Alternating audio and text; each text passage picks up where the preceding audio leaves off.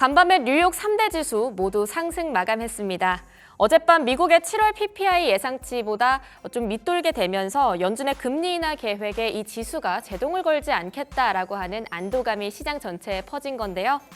오늘 발표될 7월 CPI 지표가 더욱 중요해지겠습니다. 시장은 탄력을 받았습니다. 엔비디아 6% 급등을 하면서 어제에 이어 이번에도 크게 올라줬습니다. 그 외에도 M7 주가 모두 강세 흐름 보였습니다. 이러한 좋은 흐름들 오늘 우리 장은 어떻게 받아갈지 함께 우리 증시 살펴보시죠. 코스피 시장은 4거래일 연속 상승하면서 2620선에 어제 턱걸이로 올라서 마감을 했었는데요. 오늘 0.8% 올라갑니다. 2642포인트 지나고 있습니다. 코스닥 시장은 어제 외인과 기관의 매도 물량이 많이 나오면서 1% 넘게 하락을 했었는데요. 오늘 다시 올라갑니다. 1.44% 올라오면서 775선 지나고 있습니다. 수급 상황도 함께 보도록 하겠습니다. 먼저 코스피 수급 상황 함께 보겠습니다.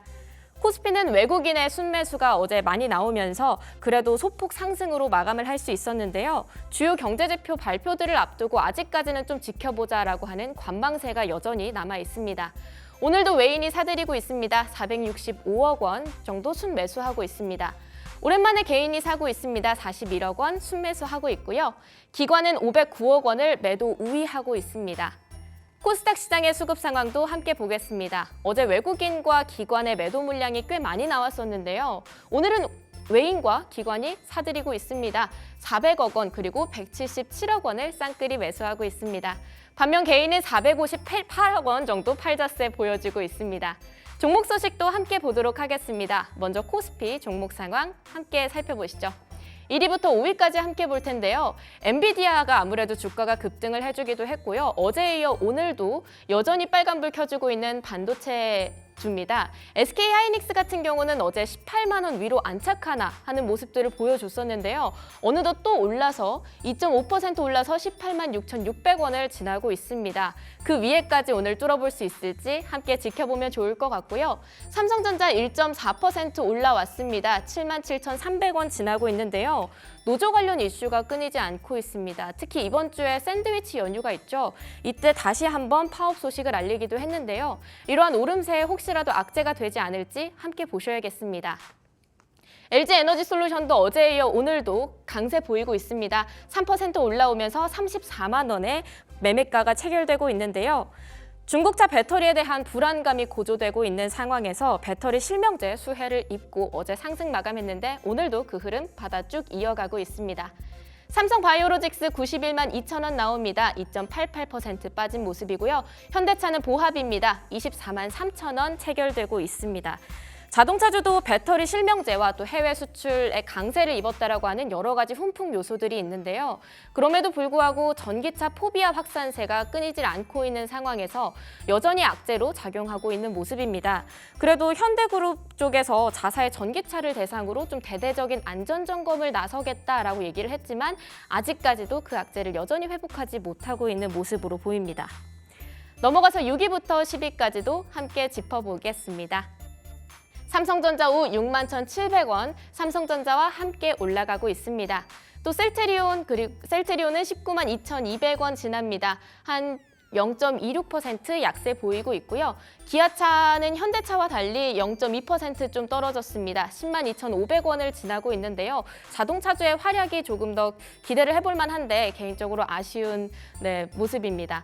KB금융과 신한지주 여전히 9위와 10위를 탄탄하게 지켜주고 있습니다. 어제 신한지주가 코스피의 10위 종목을 다시 탈환하는 모습 보여줬었는데요. 아직 안정적으로 지켜내고 있는 모습입니다. 둘 다 빨간불 켜주면서 각각 84,800원, 55,600원을 지나고 있습니다. 역시 이런 상황 속에서 경기 방어주가 큰 인기를 얻고 있지 않나 싶은데요. 코스닥 시장도 함께 보도록 하겠습니다. 코스닥 종목 소식 함께 보시죠. 에코프로비엠과 에코프로 형제지간 나란히 올라가고 있습니다. 에코프로는 18만 6,700원 지나고요. 에코프로는 9만 2,100원의 현재가가 나오고 있네요. 각각 3%와 2% 강세 흐름 보이면서 쭉쭉 올라가고 있습니다. 에코프로는 나름의 호재가 있습니다. 어제 에코프로 그룹 전 회장이 광복절 특별 사면 대상자에 포함되면서 오늘 출소를 앞두고 있는데요. 이러한 사면 소식이 알려지면서 그간 있었던 오너 부재 리스크가 조금 해소될 수 있지 않을까, 그만큼 또 실적 반등도 기대해 볼 수 있지 않나 하고 시장은 목소리를 내고 있습니다. 알테오젠 보겠습니다. 29만 4,500원, 그리고 HLB 8만 6천원 나오면서 바이오주 다시 회복세 잡아가고 있습니다. 어제 외국인과 기관이 특히 바이오주 위주로 많은 매도 물량, 그러니까 차익 실현 매물을 쏟아내면서 바이오주가 약간의 약세를 보였었는데요. 오늘 다시 회복하고 있는 모습이 보입니다. 엔캠 보도록 하겠습니다. 오늘 18만 3,100원 지나가면서 9% 넘게 폭등을 하고 있습니다. 지배구조 안정화와 또 책임 경영을 통해 2차 전지 신사업에 속도를 붙여낼 수 있지 않을까 하면서 기대감이 몰렸었는데요. 이틀 전에 7% 넘게 오르더니 어제는 또 하락을 하다가 다시 한번 위쪽으로 방향성을 찾아가고 있는 모습입니다. 네, 다음으로 6위부터 10위 종목도 함께 보도록 하겠습니다. 삼천당제약도 오늘 빨간불 켜줬습니다. 15만 4,300원 나오고 있고요. 1.7% 정도 뛰어 올랐습니다. 리가캔바이오도 함께 갑니다. 92,700원 나옵니다. 휴젤 보겠습니다. 어느덧 또 다시 8위 자리로 올라서 계속해서 자리를 꿋꿋하게 지켜주고 있는 모습이네요. 26만 7천원 나오면서 3.6% 올라와 줬습니다. 리노공업 보겠습니다. 21만 원 나오고 있고요. 2% 정도 올랐네요. 지금 셀트리온 제약과 함께 9위와 10위권을 계속해서 싸우고 있는 모습입니다. 리노공업은 2% 올라오면서 21만 원 지나고 있었고요. 셀트리온 제약 7만 7천 원 나오고 있습니다. 특징주 함께 보도록 하겠습니다. 첫 번째 특징주 코리아 FT인데요. 어제 런치박스 불만나는 리포트에서 세 번째 종목으로 다루기도 했던 아입니다. 네, 하이브리드 차 전용의 캐니스터 매출이 급부상을 하면서 호실적과 함께 주가도 뛰고 있는데요. 12% 오르면서 5,990원 현재가 나오고 있는 모습입니다. 현재 친환경 연료 부품인 캐니스터를 현대차 그룹에 독점적으로 공급을 하고 있는데요. 앞으로의 수주 모멘텀에 굉장한 전망이 좋기 때문에 기대가 쏠리고 있습니다. 다음 보겠습니다. 두 번째 특징주 센서뷰입니다. 4거래일 연속으로 상승하고 있는 종목인데요. 오늘 또 아주 거다란 양봉을 보여주고 있습니다. 13% 올라오면서 3,310원 지나고 있습니다. 안테나와 케이블 전문 기업인 센서뷰는 오늘 마이크로소프트와 글로벌 최대 시험 인증 기관인 SGS에 측정 케이블을 공급하겠다라고 밝혔는데요. 이어질 글로벌 공급 확대 전망, 그리고 또 실적 기대감에 주가 상승폭이 점점 커지고 있습니다. 오늘 시황은 여기까지 살펴보고요. 이어서 런치박스 이야기도 나눠보도록 하겠습니다. 오늘도 런치박스 알찬 소식들로 가득 준비해왔는데요. 일단 런치 토크에서는요. 그래도 믿을 건 빅테크라고 하는 주제로 이야기 다뤄보겠습니다. 아직까지 경계감은 남아있지만요. 시장은 엔비디아의 연이은 불기 등에 약간은 긴장감을 내려놓고 반색하는 모습을 보여주고 있습니다. AI 거품론에 대한 공포 심리가 상당 부분 완충되지 않았나라고 하는 평가도 나오고 있는데요. 하지만 시장에는 여전히 주도주, 즉 리더가 없다라고 하는 평가도 이어지고 있습니다. 장의 색깔이 바뀌고 있는 요즘입니다. 이러한 상황 속에서 어떠한 테마에 좀 집중을 하면 좋을지 함께 짚어보는 시간 가져볼 테고요. 이어서 두 번째 코너, 불만나는 리포트에서는 오늘도 세 가지 종목 이슈가 준비되어 있습니다. 현대차와 대한항공, 파라다이스 소식인데요. 현대차는 특히 전기차 포비아 확산세로 인해서 여러 가지 악재에 시달리고는 있지만 친환경차, SUV의 수출 강세, 그리고 주주 환원 규모에 대한 기대감까지 저희가 함께 지켜봐야 될 여러 가지 호재들도 있습니다. 잠시 뒤에 함께 확인을 해보시죠. 자, 마지막 기막힌 투자 한 끼에서도요. 오늘 세 가지의 이야기 다뤄볼 텐데요. LS 일렉트릭과 화장품, 그리고 엔터주에 대해서 다뤄보는 시간 가져보겠습니다. 그럼 딜사이트 런치박스 출발합니다.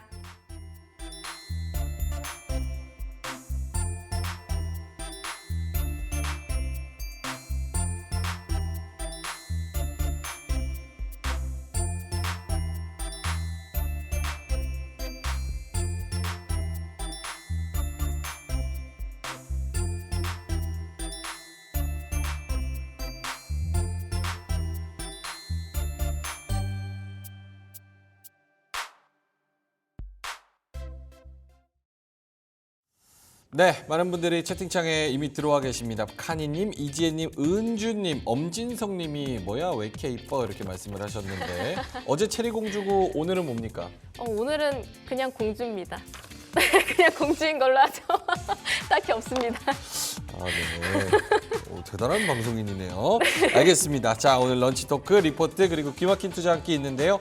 오늘 또 내일 휴일도 앞두고 조금 한가한 장이 될 것 같기도 한데 그래도 1% 내외로 좀 오르고 있기 때문에 오늘도 시장에 대한 이야기 좀 날카로운 분석과 함께 해보도록 하고요. 역시나 오늘 반도체 소부장이 초반부터 좋았습니다. 엔비디아가 오르니까 그런 부분에서도 좀 따라가는 것 같은데 그래서 런치 토크에서는 믿을 건 빅테크뿐 이 주제로 한번 이야기를 나눠볼 텐데요. 두 분이 기다리고 계십니다. 런치 토크 시작해 보도록 하겠습니다.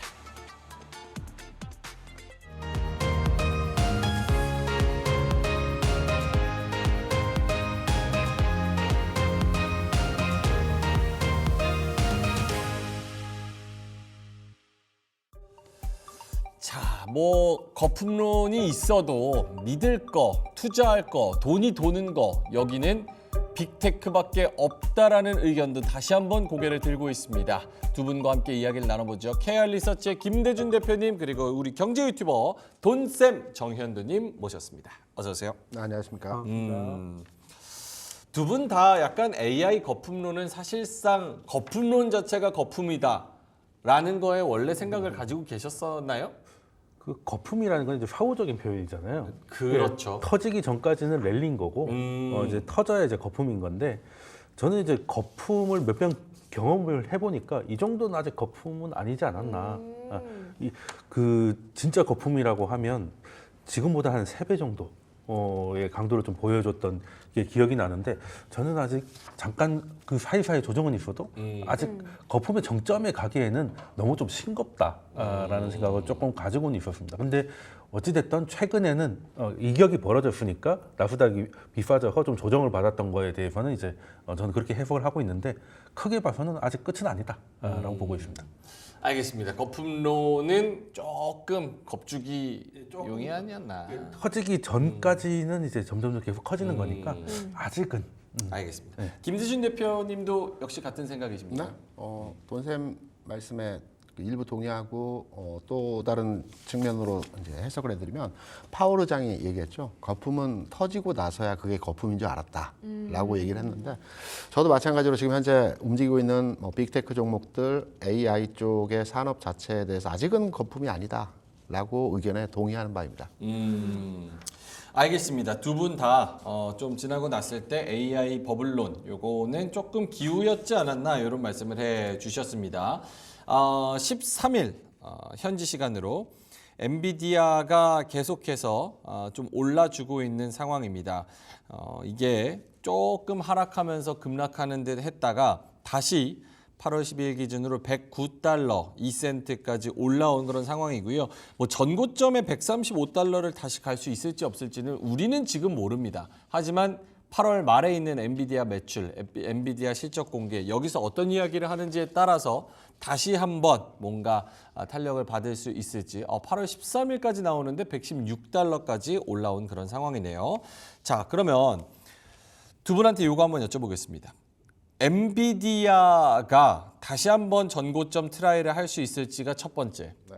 두 번째로는 우리나라 하이닉스, 한미반도체, 삼성전자가 고 상승세를 따라갈 수 있을지가 두 번째. 이렇게 두 가지에 대해서 답을 주신다면 돈쌤님부터. 일단 저는 뭐 넘어갈 가능성이 높다고 보고요. 근데 엔비디아에 있어 가지고는 중요한 부분이 지금 당장은 120달러를 좀 빨리 회복을 하고 안착을 하는 모습을 보여야 이거는 이제 추세는 살아있다라는 안정감을 줄 것 같고요. 그리고 우리나라 기준으로는 이제 SK 하이닉스 같은 경우는 거의 다 왔는데 19만 원을 이제 안착하는 모습을 좀 보여주면 이번에 흔들림은 기술적으로는 좀 안심할 수 있지 않을까 생각을 하는 거고 특히 이제 엔비디아에 있어가지고는 이게 스마트폰 때나 PC 인터넷이 터졌을 때나 그 단계가 있잖아요. 처음에는 이제 시스코 같이 설비를 하는 그런 회사가 갔다가 그 다음에는 나중에 거기서 서비스를 하게 되는 이런 것들을 넘어가게 되는데 아직은 지금 AI에 대해서 지금 가장 우려감이 큰 게 AI가 그냥 주가가 높다 이런 게 아니라 AI에 대한 투자는 계속되고 있는데 이걸로 돈을 벌 수 있겠냐 이거에 대한 회의감이거든요. 그러려면 이제 뭔가가 나와야 되는데 그 우리 예전에 뭐 그 스마트폰들이 쫙 퍼지고 나서 한때 뭐 애니팡 같은 거 엄청 유행을 했지 않습니까? 애니팡, 네, 쿠키런, 앵그리버드. 그렇죠. 그런 것 때문에 사실 어르신들도 스마트폰을 사는 하나의 계기가 됐거든요. 이게 젊은 친구들하고 같이 게임도 하고 하는 하나의 계기가 됐단 말이죠. 근데 AI는 현재는 아직까지는 그건 없는 것 같아요. 근데 그게 나온다면 엔비디아에서 이제 서비스 업체로 이제 그 주가가 넘어갈 것 같은데 네. 아직은 안 나왔으니까 저는 이제 AI가 여기서 끝나지 않는다는 관점 하에서는 정고점을 회복할 가능성이 높다라고 보고 있습니다. 삼성전자, 하이닉스도?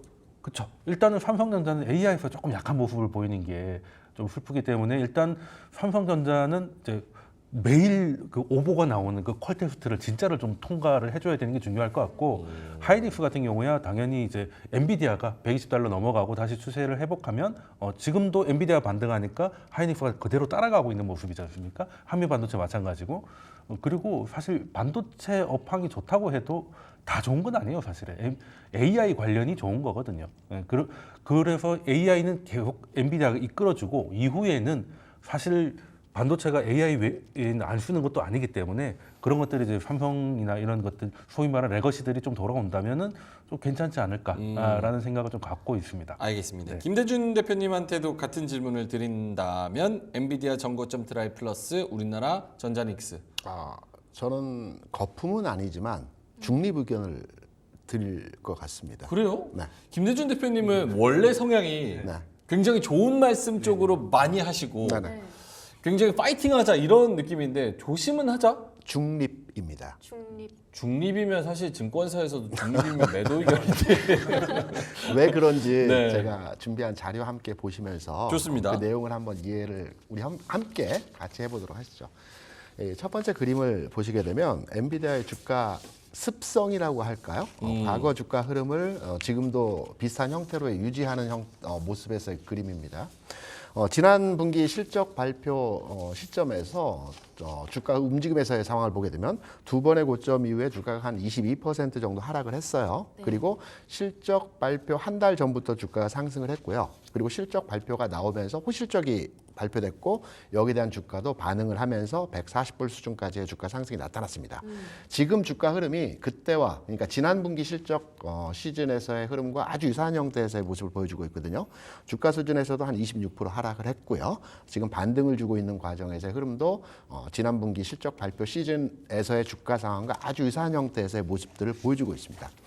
최근에 엔비디아 실적을 보게 되면 200억 불 예상을 했는데 220억 불. 240억 불 예상했는데 260억 불. 이번에 280억 불 예상을 하고 있죠. 네. 시장에 300억 불 이상의 실적이 나온다라면 지금 보고 계시는 그림의 형태와 마찬가지로 고점 돌파 가능성의 흐름으로 접근할 수 있을 것입니다. 네. 반면에 제가 중립 의견을 드린 이유에 대해서는 두 번째 그림 한번 보여주시면서 제가 한번 말씀을 드려보겠습니다. 네. 지금 좌측과 우측에 차트가 있습니다. 네. 동일 종목은 아닙니다. 이 종목의 차트가 유사하다라고 저는 개인적으로 판단하는데 혹시 여기 우리 앵커 아나운서 패널분들 어떻게 생각하시는지? 저는 조금 이렇게 옆에 있는 거를 그 옆에가 늘려놓은 것 같아요. 비슷하죠? 네, 오른쪽에 있는 걸 왼쪽에 네. 늘려놓은 것 같아요. 흐름의 모습에 있어서는 유사한 형태에서의 모습입니다. 좌측은 엔비디아 현재 주가 수준에서의 흐름이고요. 우측은 테슬라가 고점을 찍을 때 지난 21년, 22년 초 흐름에서의 고점 부근에서의 주가 상황에서의 흐름들입니다. 테슬라가 이때에도 마찬가지로 1월 20일 전후로 해서 실적 발표가 있었습니다. 실적 발표 이후의 상황 다음 그림 한번 보여주시기 바랍니다. 지금 우측에 보이시는 그림이 테슬라가 1월 중순에 실적 발표 이후에 주가가 고점을 돌파하지 못하고 다시 미끄러지는 형태에서의 흐름들이 진행이 됐거든요. 네. 그래서 저는 중요한 것은 엔비디아가 이번에 다음 주에 실적 발표가 예상되어 있지 않습니까? 네. 그래서 이 실적 발표에 대한 시장의 기대치 충족하느냐, 충족하지 못하느냐에 따라서 향후 주가 상황에 대해서 돌파 여부에 대한 가능성들에 대한 판단을 해볼 수 있는 내용에서의 상황이기 때문에 지금 엔비디아에 대한 투자 관점에서의 내용을 말씀드리면 전 중립 그리고 가지고 계시다라면 일부 현금화를 시켜주고 나서 실적 발표 이후에 주가 대응을 하셔도 늦지 않을 것이다. 왜? 과거의 주가 상황을 우리가 판단해 보게 되면 실적 발표 후에 호실적이 나타났고 연속적으로 주가의 상승이 계속 나타났기 때문에 그때 조금 더 주고 사더라도 늦지 않다라는 측면에서의 해석으로 중립 의견 말씀드리고요.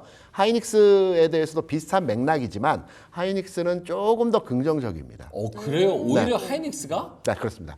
하이닉스가 엔비디아의 주가와 아주 연동해서 등치시킨 주가 상승의 흐름이 나타날 것이라고들 많이 생각하시는데 네. 기본적으로 삼성전자와 하이닉스는 뭐 HBM과 관련된 내용에 의해서 주가가 연동되긴 하지만 기본적으로 매출의 70% 80%를 차지하는 하이닉스의 대부분의 매출은 HBM과 관련된 내용이 아니고 디램 반도체 관련된 내용들이거든요. 그래서 어차피 올 한 해 그리고 내년까지의 반도체 경기에 대한 긍정적인 시나리오들은 뭐 저를 포함해서 모두가 다 동의하는 바이기 때문에 하이닉스의 주가는 엔비디아와 일치시켜서 주가 흐름이 나타나지 않을 것이고 조금 시차는 있을 수 있지만 고점 돌파할 가능성이 있다라고 엔비디아와 하이닉스 주가 흐름에 대해서 개인적 의견을 말씀드립니다. 약간 시장의 눈높이는 반대 아니에요? 약간 엔비디아는 가도 하이닉스는 못 간다. 약간 이렇지 않아요? 국장에 대한 뭐 그런 회의감도 좀 있다 보니까 예, 그런 것도 있어 보이는데 사실 하이닉스 놓고 보면은 그렇게 뭐 억울할 것도 없었거든요. 굉장히 좋은 강한 모습을 보였었기 때문에 그리고 이제 시장이 현재는 이제 매출은 디램이 훨씬 높지만 그래도 시장이 지금 밸류를 쳐주는 곳은 이제 아직은 AI이기 때문에 그 센티는 엔비디아가 유지를 할 것이고 아까 말씀하신 대로 28일 날 이제 방향을 좀 결정을 하겠죠. 방향을 결정을 할 건데 그 최근에 어찌됐던 AI 관련해서는 빅테크들이 계속 투자 의견을 유지하고 있고 투자에 대한 의지도 계속 유지를 하고 있는데 주가가 한 20% 정도 고점 대비 빠진 거잖아요. 그러면 아직 실적이 나온 것도 아닌데 지금은 그 가장 문제였던 게 주가가 좀 높다는 거잖아요. 그 약간 부담을 좀 줄인 부분은 있어서 일단 그 점은 좀 긍정적으로 보고 있는 분석이 있던데 저는 거기에 조금 동의를 한 편입니다. 두 분의 의견이 같으면서도 살짝 다른 AI 자체는 뭐 버블론이라고 하기는 어려운데 엔비디아보다는 하이닉스를 좀 더 좋게 보시는 거고 사실 AI에 대한 우려감은 엔비디아가 실적이 어떻게 될까가 아니라 엔비디아의 실적을 높여주고 있는 빅테크들이 과연 돈만 퍼붓고 건지는 게 없게 되지 않을까라는 그 고객사에 대한 우려감이 더 크다고 봐야 되는 거거든요. 지금 엔비디아는 일단 막말로 그냥 팔면 되는 것이죠. 그리고 구글에서는 그 얘기 했습니다. 오버에서 실제보다 100개만 있으면 되는데 150개를 산다 하더라도 과잉으로 한다 하더라도 그 서버들이 딱 어느 용도에만 쓰는 게 아니라 범용으로 쓸 수가 있고 어떻게든 다 만들 수 있다. 과잉되더라도 얼마든지 다른 데 쓸 데가 있기 때문에 뭐 과잉된다 하더라도 크게 걱정은 없다. 뭐 그런 얘기를 구글에서도 했었거든요. 근데 문제는 이제 이 과잉이란 글자에 약간 나후다하게 좀 과민 반응을 했던 게 지지난주의 모습이긴 했는데 거기서도 그 생각을 한다는 겁니다. 컴퓨터 사두면 게임을 하든 뭐 문서 작업을 하든 어떻게든 쓴다는 거죠. 그렇게 되면 엔비디아 입장에서는 일단은 예상된 매출 정도는 가져갈 수 있는 거는 크게 어렵지 않지 않을까 생각을 하고 있습니다. 과잉에 대해서 좀 한 표를 얹으면서 한번 어떤 과잉? AI 반도체 관련해서 과잉에 대해서 추가 의견을 한번 잠깐 말씀을 드리면 다시요. AI 반도체가 현재 과잉 상태다. 과잉 상태라는 거는 너무 기대가 크다는 말씀이세요? 주가도 기대가 컸고요. 지금 시장에서 공급 부분에 대한 과잉도 현실적으로 나타나고 있다라는. 이야, 그래요? 네. 그럼 거품이네요. 아직 터져봐야 하는 거죠. 터질 때까지 기다려보겠다. 왜냐하면 이런 논리로 한번 접근을 해보는 방향은 어떠한지 한번 판단을 해보시기 바랍니다. 지금 이제 엔비디아가 AI 반도체와 관련해서 주가 상승을 했지 않습니까? 그런데 AI 반도체는 데이터 센터에 들어가는 AI 칩과 관련된 연동된 흐름입니다. AI 칩의 장착률을 현재 판단해 보게 되면 지금 20%를 살짝 넘어갔어요. 지난해 기준으로 15%였고요. 2025년 기준으로 해서 30%고 2030년까지 데이터 센터의 AI 칩이 100% 교체가 된다고 해요. 근데 AI 칩이 비싸요. 굉장히 비쌉니다. 뭐 속도가 20배 정도 빠르긴 하지만 가격적으로 보면 칩 하나에 한 4천만 원, 5천만 원 하거든요. 4만 불 정도 하니까. 그러면 데이터 센터에 들어가는 칩 자체가 작게는 수백 장, 많게는 수천 장이 들어갑니다. 그러니까 큰 데이터 센터 같은 경우는 AI 칩으로 전부 다 교체하려고 하다 보면 조 단위의 금액이 추가로 필요하거든요. 그러면 데이터 센터에 현재 운용하는 뭐 아마존이라든가 기타 등등 여러 가지 그 회사들 입장에서 본다면 지금 급한 수요는 채웠습니다. 한 20% 장착 되었기 때문에 AI 시장에 대한 수요적 측면에서 보면 급한 불은 껐다라고 보고 있거든요. 그렇지만 이제부터는 시간을 두고 가격을 협상을 해서 점진적으로 확장, 개편, 이제 추가하는 형태로 진행이 될 거라고 판단이 되고 있거든요. 그렇다면 엔비디아 실적치 또한 지난해 올해 들어서 제로에서 20%까지 충족하는 과정에서 AI 칩이 교체되는 과정에서 그 매출이 늘어났는데 이제부터는 성장의 가파르기가 이전과는 조금은 다른 형태로의 진행이 될 가능성이 있다라는 측면에서 판단하고 있기 때문에 AI 수요가 감소한다라는 측면보다는 공급적 측면에서의 감소가 나타날 여지도 있다라고 해서 엔비디아의 주가에 대해서는 좀 더 확인을 해봐야 된다라는 측면에서 해석을 하고 있습니다. 근데 빅테크 쪽에서도 CEO들이 이야기하는 게 결국 지금 다들 너도 나도 과하게 투자하는 게 적게 투자하는 것보다 훨씬 낫다. 네. 왜냐하면 이게 AI가 승자 독식의 그런 성향이 좀 있기 때문에 과하게 투자하는 게 낫다라고 얘기를 하는 만큼 엔비디아가 아무리 이게 좀 과잉이라 그래도 투자를 줄이기는 매우 어렵지 않을까 이런 생각이 드는데. 저는 투자를 빚을 내서라도 해야 되는 상황이라고 보고 있고요. 빚을 내서까지라도 합니까? 네, 왜 그러냐면 B2. 왜냐하면 지금 AI에 대한 수요가 측정을 할 수가 없어요. 네. 왜냐하면 지금 AI가 지금 이제 시작되는 원천 기술에 가깝기 때문에 우리가 뭐 예를 들어서 유튜브가 나오기 전에 데이터 센터가 과잉이라고 얘기하면은 지금 보면 굉장히 좀 틀린 판단이라고 생각을 하잖아요. 그렇죠. 근데 유튜브나 이런 것들이 나오기 전에는 이런 트래픽을 만들어낼 만한 서비스를 상상하지 못했기 때문에 이 정도 써보면 충분해라고 얘기를 했고 구글 CEO가 그 얘기를 한 거예요. 예전에 그때 데이터 센터를 엄청 채워놨기 때문에 유튜브가 가능했고 넷플릭스가 가능했고 디즈니 플러스가 가능했다는 거거든요. 그러면 앞으로는 AI가 지금 기계 번역이라든지 뭐 문서 요약 이 정도 가지고 지금 몇 조 단위에 넣을 그런 게임은 아니라는 겁니다. 아직은 AI가 어떤 서비스를 어떻게 만들어낼지 알 수 없는 것이고 그래서 학습을 해야 되고 선점을 해야 되기 때문에 비싼 걸 알면서도 돈을 계속 태우는 거거든요. 근데 이 단계에서 수요가 이 정도가 됐는데 그래 공급도 사실은 엔비디아가 거의 독점하고 있는 상황에서 지금 엔비디아의 점유율이 지금 깨질 만한 일은 생기지 않았거든요. 지금 그럴 것 같으면 비슷한 가격이면 높은 성능의 경쟁자가 나와야 되는데 현재까지는 그럴 기미는 보이지 않고 그렇다면은 지금 수요는 사실 특히 말씀하신 대로 승자가 다 가져가는 구조고 앞으로는 알 수 없는 겁니다.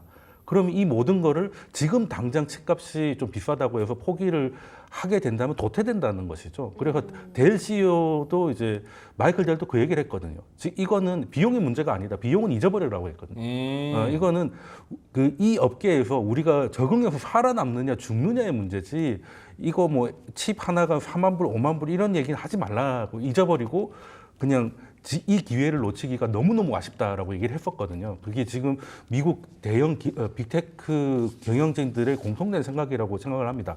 만약에 그런 생각이 없었다면 여기까지 오지도 않았을 거예요. 지금 오픈 AI만 하더라도 구독료로 많이 벌고 있다고 하지만 구독료의 2배 이상을 이제 운영 비용으로 쓰고 있거든요. 그 MS에 지금 서버 비용으로 내고 있는 것만 해도 엄청나거든요. 그래서 지금 거기서 자금 수혜를 해야 된다 우려감도 나오고 있는 것도 사실인데 여기까지 온 것도 사실은 이거는 그 신대륙을 발견할 수 있는 근처까지 왔다고 판단하기 때문에 놓을 수가 없다. 그래서 빅테크 홍보대사세요? 이렇게 열을 올려서 신대륙까지 나옵니까? 왜냐하면 빅테크가 한동안에 스마트폰도 마찬가지고 다 똑같았어요. 그냥 유튜브만 되면 되고 유튜브랑 카톡만 되면 똑같은 스마트폰이고 그렇죠. 그리고 뭐 별 다를 게 없었습니다. 별 다를 게 없었는데 그리고 동영상 서비스라는 게 똑같은 건데 사실 유튜브의 입지를 아무도 건드리지 못했거든요.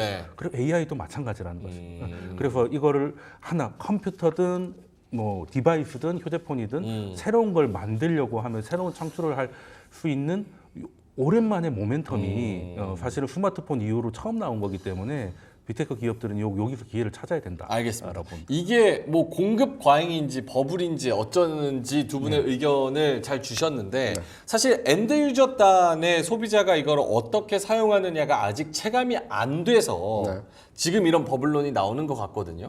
그런 부분에서 가장 기대하는 것 중 하나는 또 애플입니다. 애플의 AI가 시리에 탑재되고 그 생태계에 녹아들면은 우리 삶에 전반적으로 어떤 변화를 가져올까라는 기대감. 근데 다음 달에 이제 아이폰 16이 나오게 되는데 여기에 애플 인텔리전스를 베타 테스트로 써본 사람들의 평들이 나왔어요. 아이폰 16 시리즈 출시가 다음 달로 다가왔는데 이거를 애플이 AI를 유료화시켜서 2027년이나 상용화가 가능할 것 같다. 그리고 실제로 블룸버그 통신에서도 이거를 일반 사람들이 쓰기에는 조금 기대감보다는 많이 못 미친다라는 혹평이 나왔습니다. 이게 엊그제 나온 기사거든요. 여기에 대해서는 어떻게 생각하시는지 김대준 대표님이 약간 AI의 발전이 우리 생각보다 좀 더딘 것 같다는 이야기들도 많이 나와요. 지금 한 6개월 전만 해도 챗 GPT에 대한 호응도가 엄청났어요. 네. 근데 최근에 들어서게 되면 챗 GPT에 대한 호응도가 예전만은 못하다는 게 현실적입니다. AI가 발전하려면 돈 되는 사업으로 확장성을 가져야 되거든요. 지금 돈 되는 사업으로 확장성을 가지고 있는 일부 산업에서의 흐름들을 보게 되면 우리가 유튜브를 통해서 쇼핑을 할 수 있는, 그러니까 쉽게 말해서 최근에 주가 움직임이 상당히 활발적이었던 카페24 같은 경우에는 유튜브를 통해서 과거 우리가 영화를 보게 되면 뉴스를 진행하는 앵커가 차고 있는 넥타이를 클릭하게 되면 그 넥타이 가격과 살 수 있는 쇼핑몰이 링크가 되는 형태로 과거 SF 영화를 보면 많이 나왔거든요.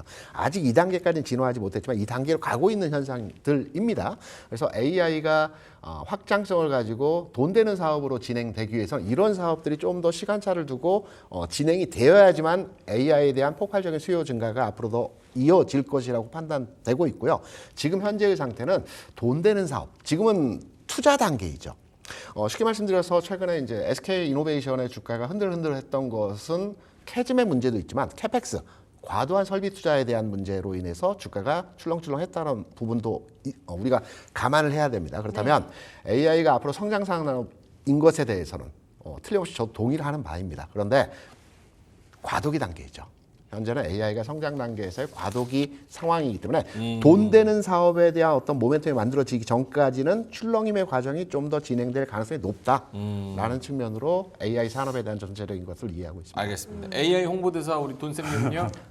저 애플 거품이래요. 이야기하셨는데, 완전 블룸버그에서 거품 중 거품이다. 애플은 큰일 났다. 사실 늘 거품이었습니다. 늘 거품이었고요. 애플은 거품이 아니었던 적이 없었죠. 애플이 어떻게 거품이에요? 반도체도 잘 만들고 핸드폰 잘 만들고. 애플은 늘 발표하면 혁신은 없다. 뭐 이거였지 않습니까? 뭐 근데 애플이 발표한 게 혁신이 있죠. 뭐 딴 게 혁신입니까? 애플 자체가 혁신이니까 그런 논란 자체가 의미가 없다. 이미 뭐 USB-C가 장착되면 그게 혁신이 되는 그런 혁신이었는데 사실 저도 이제 그 아이폰 10부터 지금까지 한 폰도 뛰어넘지 않고 계속 바꿔왔거든요. 따라오면서.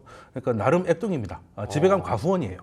맥북이 한 7대 있습니다. 사과농장. 네, 한 7대 정도 종류별로 다 있어요. 맥도 있고. 맥도 뭐 프로, 에어 뭐 그것도 종류별로 인텔 맥, 무슨 맥 다 있는데 어떤 시기에 차고 있는지 좀 보여주세요. 야, 뭐 당연히 이것도 애플워치. 차고 있죠. 네. 네.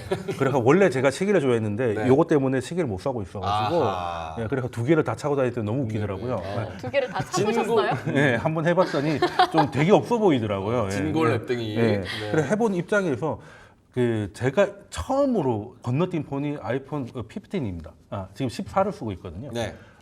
참다가 이건 너무 똑같은 거예요. 그러다가 이제 드디어 바꿀 만한 폰들이 근데 안드로이드 진영에서도 그런 느낌이 오더라고요. 그리고 그 이번에 S24 같은 경우만 해도 간만에 진짜 안드로이드도 한번 써보고 싶다고 생각할 만한 폰이 나온 것이고 애플에서도 이게 너무 나온 거 보니까 지금 폰을 바꿀 이유가 사실 없었거든요. 폰을 바꿀 이유가 없었는데 이제 AI라는 것들은 이 디바이스를 바꿀 만한 뭔가 모멘텀을 만들어줬고 그리고 애플은 어찌됐든 디바이스를 다 가지고 있습니다. 그렇죠. 그리고 OS 차원에서 뭔가를 할 수 있어요. 그럴 때 물론 아직은 AI 진영에서 애플의 입지는 옛날 같지 않습니다. 그리고 이제 하다못해 버핏도 애플을 이제 절반 줄였다는 뉴스가 좀 나오고 하면서 애플에 대해서 좀 그런 부분이 있는데 근데 그랬기 때문에 지금 AI가 중요하다는 거죠. 이대로 가면 사실 안드로이드는 3, 4년 전에 됐던 거를 이제 채용을 해주면서 이거를 되게 혁신처럼 해왔던 게 애플의 모습이었다면 이제는 뭔가 아이폰을 이제 1, 2년마다 바꾸지 않고 3, 4년 쓰는 사람들도 이제 바꿀 때가 됐다는 됐다. 명분. 그리고 지금 폰 중에 가장 잘 팔린 게 12거든요. 12. 예. 근데 그 12가 이제 16이니까 바꿀 때가 됐는데 바꿀 명분을 주는 게 이제 AI가 되는 것이고 지금 애플의 시도는 그건 것 같아요. 그러니까 폰을 파는 거야. 저 같은 앱등이가 있어가지고 내놓으면 팔리는 것도 분명히 있습니다. 네네. 그런데 여기서 AI를 이제 마이크로소프트처럼 구독 서비스로 가져가겠다는 거잖아요.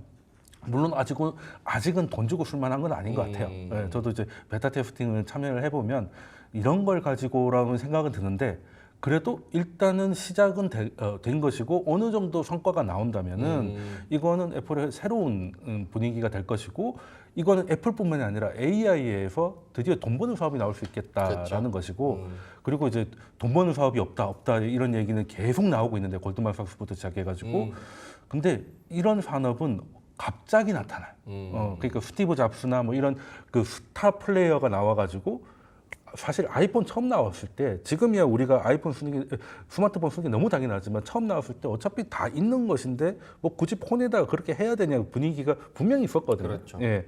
근데 지금 그러면 AI도 그럴 가능성이 언젠가는 꼭 애플이 아니라 하더라도 스타 기업과 스타 플레이어가 나와서 킬러 서비스를 내놓으면 AI는 또 다른 그 가는 것이고 끝까지 그게 안 되면 뭐 이거는 그냥 열심히 쉽게 말해서 빅테크들 돈만 날리게 되는 것이죠. 네.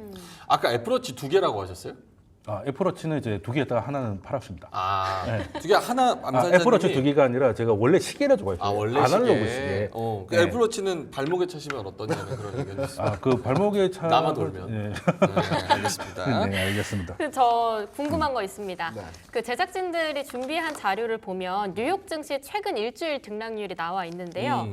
엔비디아하고 메타는 일주일 동안 8% 넘게 올랐고요. 애플하고 아마존은 3% 넘게 올랐습니다.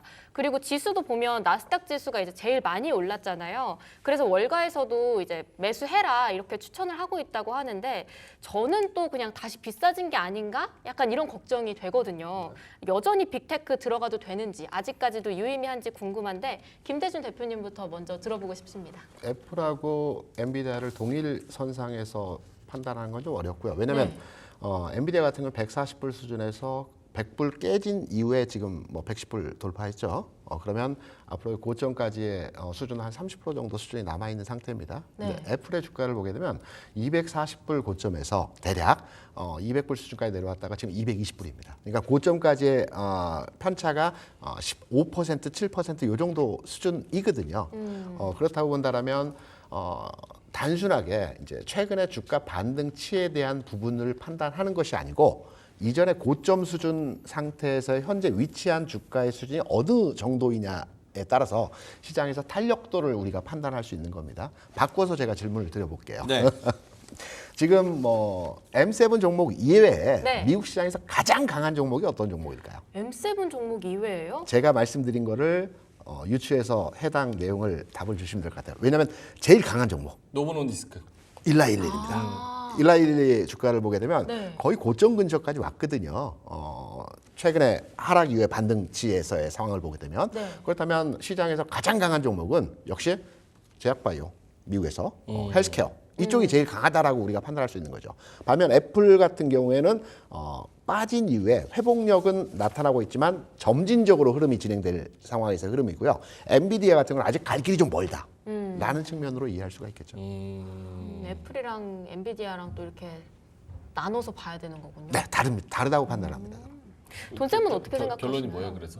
그래서 시장에서 일라일리 사라고요? 그렇죠. 무게중심 추는 미국 시장에서 네. M7이 아니고 헬스케어 쪽에 집중되어 있는 시장에서의 모습이 진행이 되고 있다라는 내용이죠. 그럼 이제 빅테크 지금 당장은 빅테크보다는 헬스케어 쪽으로 그렇죠. 생각하라는 거죠? 맞습니다. 여기서 한 발 더 나아가면 시장의 흐름 자체는 흐름 자체는 지수적 관점의 시장 흐름이 아니고 지수는 상관없다. 종목 중심의 시장 전개가 당분간의 상황에서 이어질 것이다. 이걸 확장해서 해석하면 이런 내용까지 도달할 수 있는 거죠. 알겠습니다. 은주님도 맞아요. 지금 나스닥 끌고 가는 것은 제바. 뭐 이렇게 말씀을 해주셨네요. 제약바이오가 이제 강한 거는 지금 최근에 조정 받았던 이유가 경기 침체 뭐 이런 우려감이 컸고 그리고 이제 금리 인하는 이제 기정 사실이 됐고 심지어 경기 침체 때문에 더 빨리 될 것이다라는 기대감도 늘었기 때문에 여기서는 당연히 제약바이오가 유리한 국면입니다. 유리한 국면인데 문제는 제약바이오가 M7을 받을 수 있는 그릇이냐는 것이죠. 아하, 중요한 포인트입니다. 만약에 M7 자금이 제약바이오로 가면 뭐 난리가 나는 것이고요, 가격은. 근데 그건 사실상 좀 불가능할 거라고 봅니다. 왜냐하면 이제 그 업종 사이즈가 너무 큰 차이가 나요. 그리고 M7이 만약에 무너진다면 바이오라고 살 수가 있을까요? 시장 자체가 무너진다고 봐야 되는 거거든요. 물론 최근 하락장에서 최근 조정을 받았을 때 국내 시장도 마찬가지고 미장도 마찬가지고 바이오가 강했던 건 분명한 사실입니다.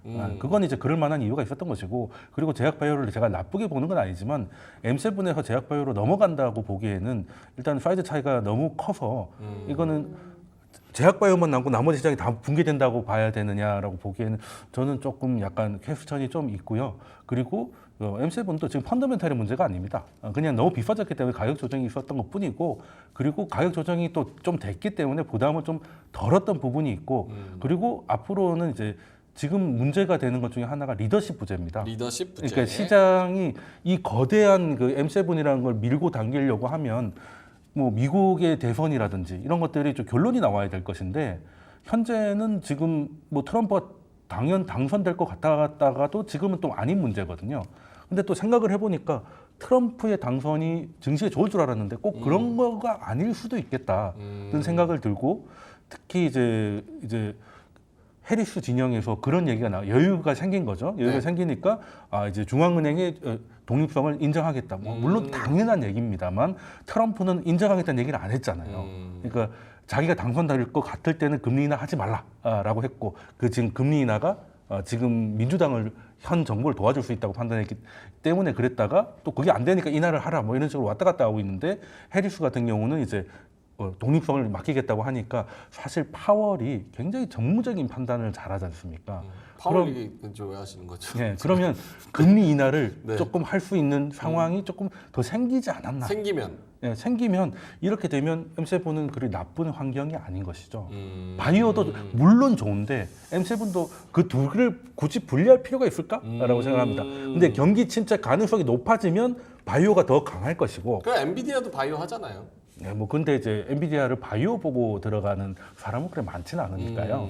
일단은 AI의 상징이다 보니까 그리고 최근 나스닥 상승의 하나의 견인차였기 때문에 엔비디아가 무너지면 한동안은 시장은 이제 갈피를 잡기가 좀 어려워진다라고 물론 그 이후에 제약바이오가 이끌 수 있다고는 생각은 합니다만은 당장 로테이션하기에는 일단 크기 차이가 너무 크지 않나? 라는 생각을 합니다. 두 분의 의견이 오늘 좀 갈리네요. 역시나 이제 제약바이오 지수 신경 쓰지 말고 그쪽에서 기회를 찾자. 역시나 믿을 건 그래도 길게 크게 가져갈 거는 M7이다.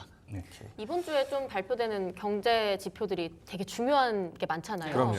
특히 PPI 같은 경우 예상치보다 좀 낮게 나오면서 많이 안도를 했단 말이에요, 시장이. 내용이 더 좋았으니까요. 네. 오늘은 CPI 발표가 있잖아요. 그 약간 좀 걱정되는 부분들도 있는데 내일이죠. 내일 저녁. 내일인가요? 내일 저녁. CPI가 이런 PPI가 낮췄던 우려감들, 안도감들을 쭉 갈 수 있을지도 좀 궁금한데요. 아무래도 선행 지표로 여겨지니까요, PPI가.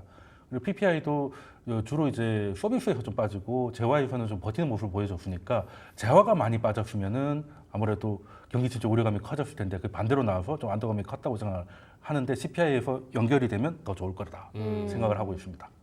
근데 질문이 안 끝났는데 그렇게 답하시는데. 질문 다음. 네, 질문 그게 아니었죠? 아니었나요? 모르겠어요, 저도. 아, 저도 PPI가 안 이제 어찌 보면은 잘 나와줘서 저희 생각보다 기대치보다 잘 나와줘서 잘 이제 나왔는데. 시장에 안도감을 줬는데 CPI가 그걸 그대로 이어받으려면 어떻게 나와줘야 돼요? 답을 먼저 드렸네요. 일단은 이제 재화는 버티고 서비스가 조금 빠지는 모습이 이어지면 경기 침체 우려는 좀 덜해지고 그러니까 물가를 지켜왔던 서비스 쪽에 좀 빠지고 있네. 라고 생각되면 이제 걱정을 많이 줄일 테니까 연준이 금리를 낮추는데 또 도움을 줄 거니까 안도감이 이어질 것이다. 근데 그럴 가능성이 좀 있다라고 생각하고 있습니다. 그 CPI에 대해서 우려를 많이 하고 계시는데요. 22년 7월에 9.1% 전년 동월 대비 상승률을 보였었거든요. 네. 그러면서 최근의 흐름들을 보게 되면 3.4, 3.3, 3.2, 3.0 지난 그 월에 3.0까지 늘어났습니다. 네. 이번 내일 모레 발표되는 CPI가 비록 뭐 3.2가 나올 수도 있고 3.1이 나올 수도 있겠죠. 3% 이하로 나올 수도 있고요. 네. 그런데 전체적으로 물가 수준에서의 상황을 보게 되면 우려할 만한 수준에서의 상황이 아니다. 연준에서 금리를 인하하는 과정에서의 CPI가 3.2가 나오든 3.1이 나오든 2.9가 나오든 해당 사항에 대한 결정적 요인이 될 만한 사안은 아니기 때문에 CPI 내용에 대해서 우리가 크게 우려해서 판단할 만한 내용은 아니다. 네. 라고 생각합니다. 알겠습니다. 자, 두 분과는 여기서 좀 정리를 하도록 하겠습니다. 오늘 M7 그리고 제약바이오까지 이어지는 여러 가지 이야기들을 해봤고요. AI가 거품인지 아닌지 이거는 또 시간이 지나봐야 아는 거고 주가 엔비디아가 다시 고점을 트라이 할지 그리고 우리나라 전자닉스도 따라갈지에 대해서도 기대를 가지고 지켜보도록 하겠습니다. 두 분과는 여기서 인사드리죠. 돈쌤 정현두님 그리고 케어리서치의 김대준 대표님이었습니다. 고맙습니다.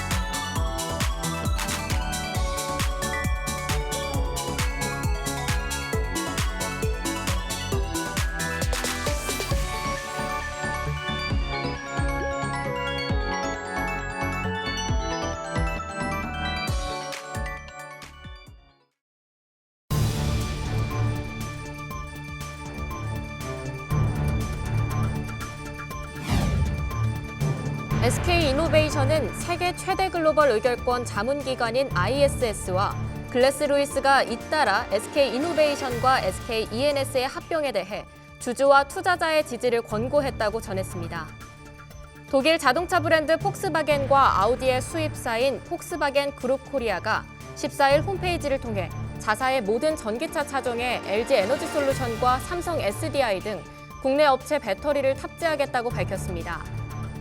특허청은 LG AI 연구원과 손잡고 인공지능 특허 심사 시스템 구축을 위한 기술 실증 연구 사업을 추진한다고 밝혔습니다. 하나생명은 상반기 단기 순이익이 연결 기준 6,673억 원으로 전년 동기 대비 17.5% 감소했다고 발표했습니다. 대한항공이 미국 방산업체인 L3 해리스와 지난 13일 서울 영등포구 공군 호텔에서 L3 인더스트리 데이 행사를 열고 우리 공군의 공중 감시 정찰 능력 강화를 위한 방안을 협의했다고 밝혔습니다.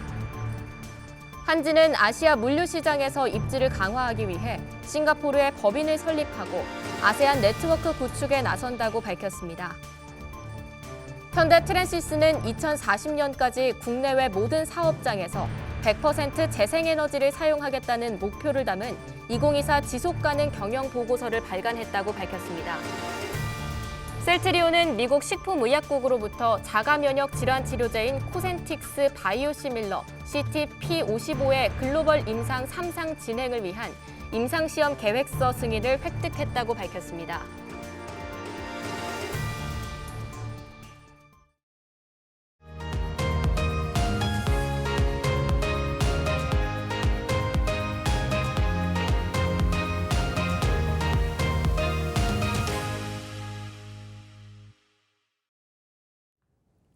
런치박스 두 번째 코너 불맛나는 리포트 시간입니다. 오늘도 주식장에서 핫하게 다뤄질 이슈들 더욱 뜨겁게 불맛내주실 기업공시연구소 변영인 대표님과 함께하겠습니다. 대표님 안녕하세요. 네, 반갑습니다. 네, 첫 번째 리포트 키움증권에서 나왔습니다. 현대차 리포트부터 살펴볼 텐데요.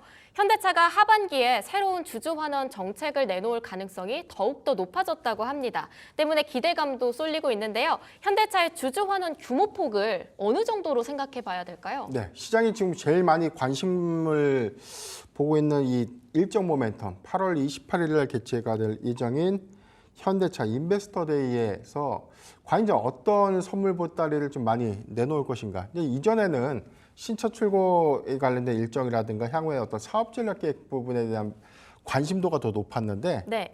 그러니까 너무 이 주주 환원 정책에 이 포커싱이 좀 맞춰지다 보니까 아무래도 어떤 선물 보따리를 좀 많이 내놓을 것인가.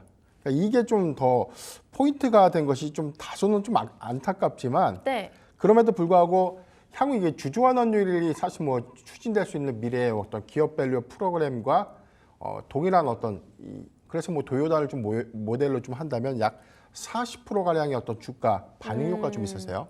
그러니까 외형 가치가 약 40% 정도 더 확대가 됐던 요인들을 현재 벤치마킹하면서 좀 잘 가고 있었던 현대차였기 때문에 여기서 보여줄 수 있는 어떤 주주 환원율에 대한 어떤 규모라든가 전체적인 어떤 장기 플랜들을 좀 더 우리가 눈여겨 본다면 현대차의 현재 주가보다 얼마만큼에 대한 상승률을 좀 더 가늠해 볼 수 있는 그런 부분들이기 때문에 단기적 관점에서는 뭐 주주 환원 정책이 일단은 굉장히 좀 큰 관심도를 좀 이끌지 않을까라고 보고 있고요. 네. 여기 리포트에서도 좀 언급을 했는데 2024년도 그러니까 이번에 2분기 실적 발표를 했을 때 컨퍼런스 콜에서는 뭐 지속 가능한 중장기 주주 환원 제시에 대한 방향성을 좀 더 확고히 했다. 근데 이거 여기 방향성에서는 이제 세부적인 내용들이 인베스터 데이에서 좀 더 구체되지 않을까.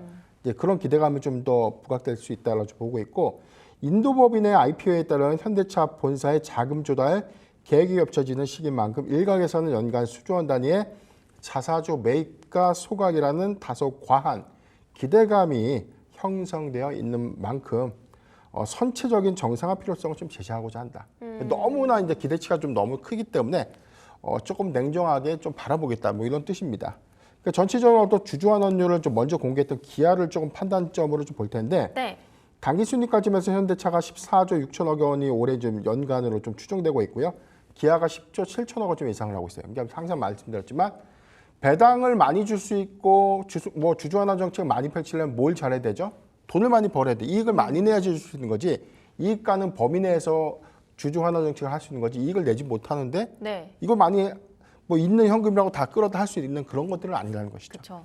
그래서 지금 이익 규모가 상대적으로 좀 더 커야 되는데 상반기까지는 굉장히 실적에 관련된 어떤 추정치가 상향되면서 장사를 굉장히 좀 잘했죠. 그래서 이 기조가 하반기까지 좀 잘 이루어진다면 전체적으로 한 14조 6천억 원에 대한 단기 순이익을 좀 기준으로 해서 여기서 활성화될 수 있는 부분들이 얼마 정도일까가 좀 추산될 수 있고 여기도 해서는 전체적인 어떤 기아차의 어떤 주주 환원율을 한 28.4%라고 이제 추정을 했을 때 현대차가 좀 목표로 하고 있는 부분이 전체적인 총주주 환원율 30%.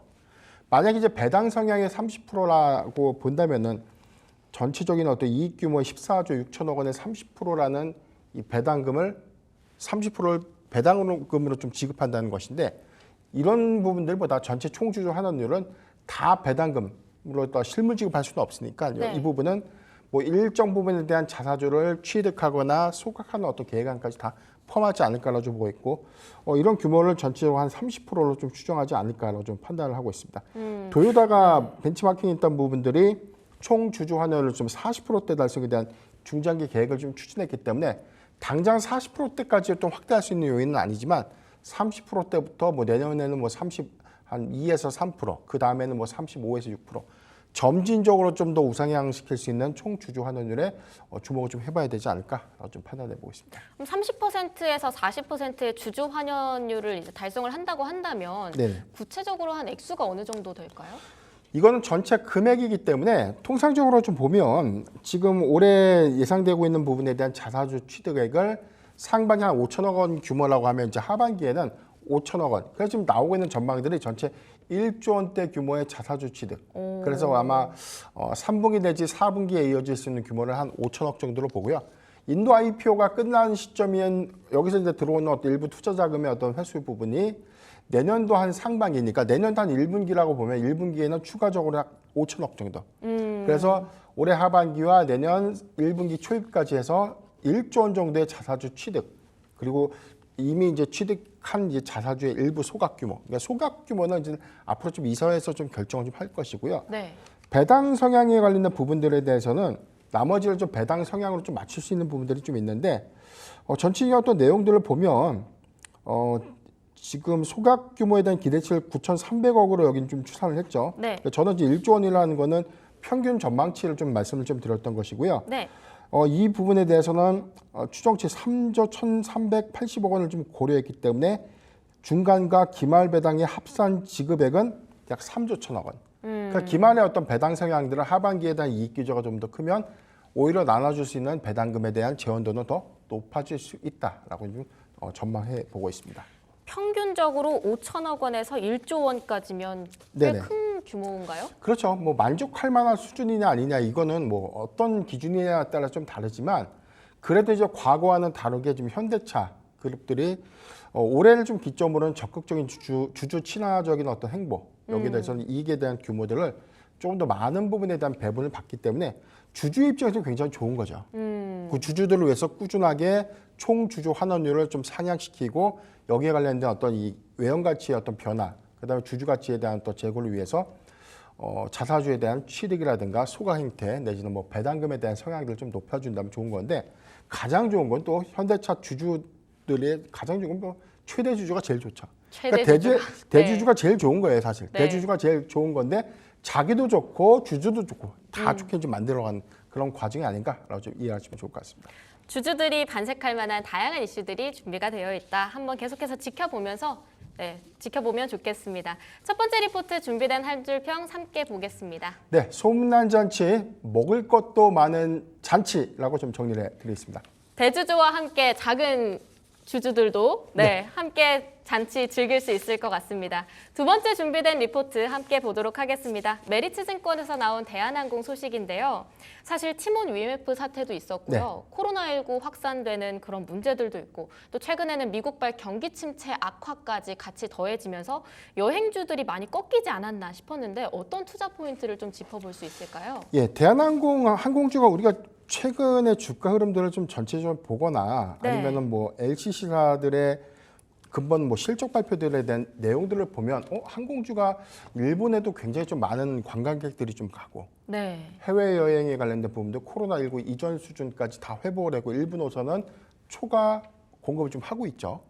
그렇기 때문에 다 좋아진 것 아니고 좀 정상적으로 좀 돌아온 것 아닌가라고 좀 생각을 했는데 이익 훼손도가 2분기에는 좀 많이 심화되면서 사실 LCC사들의 경우에도 실적 희비가 좀 있었어요.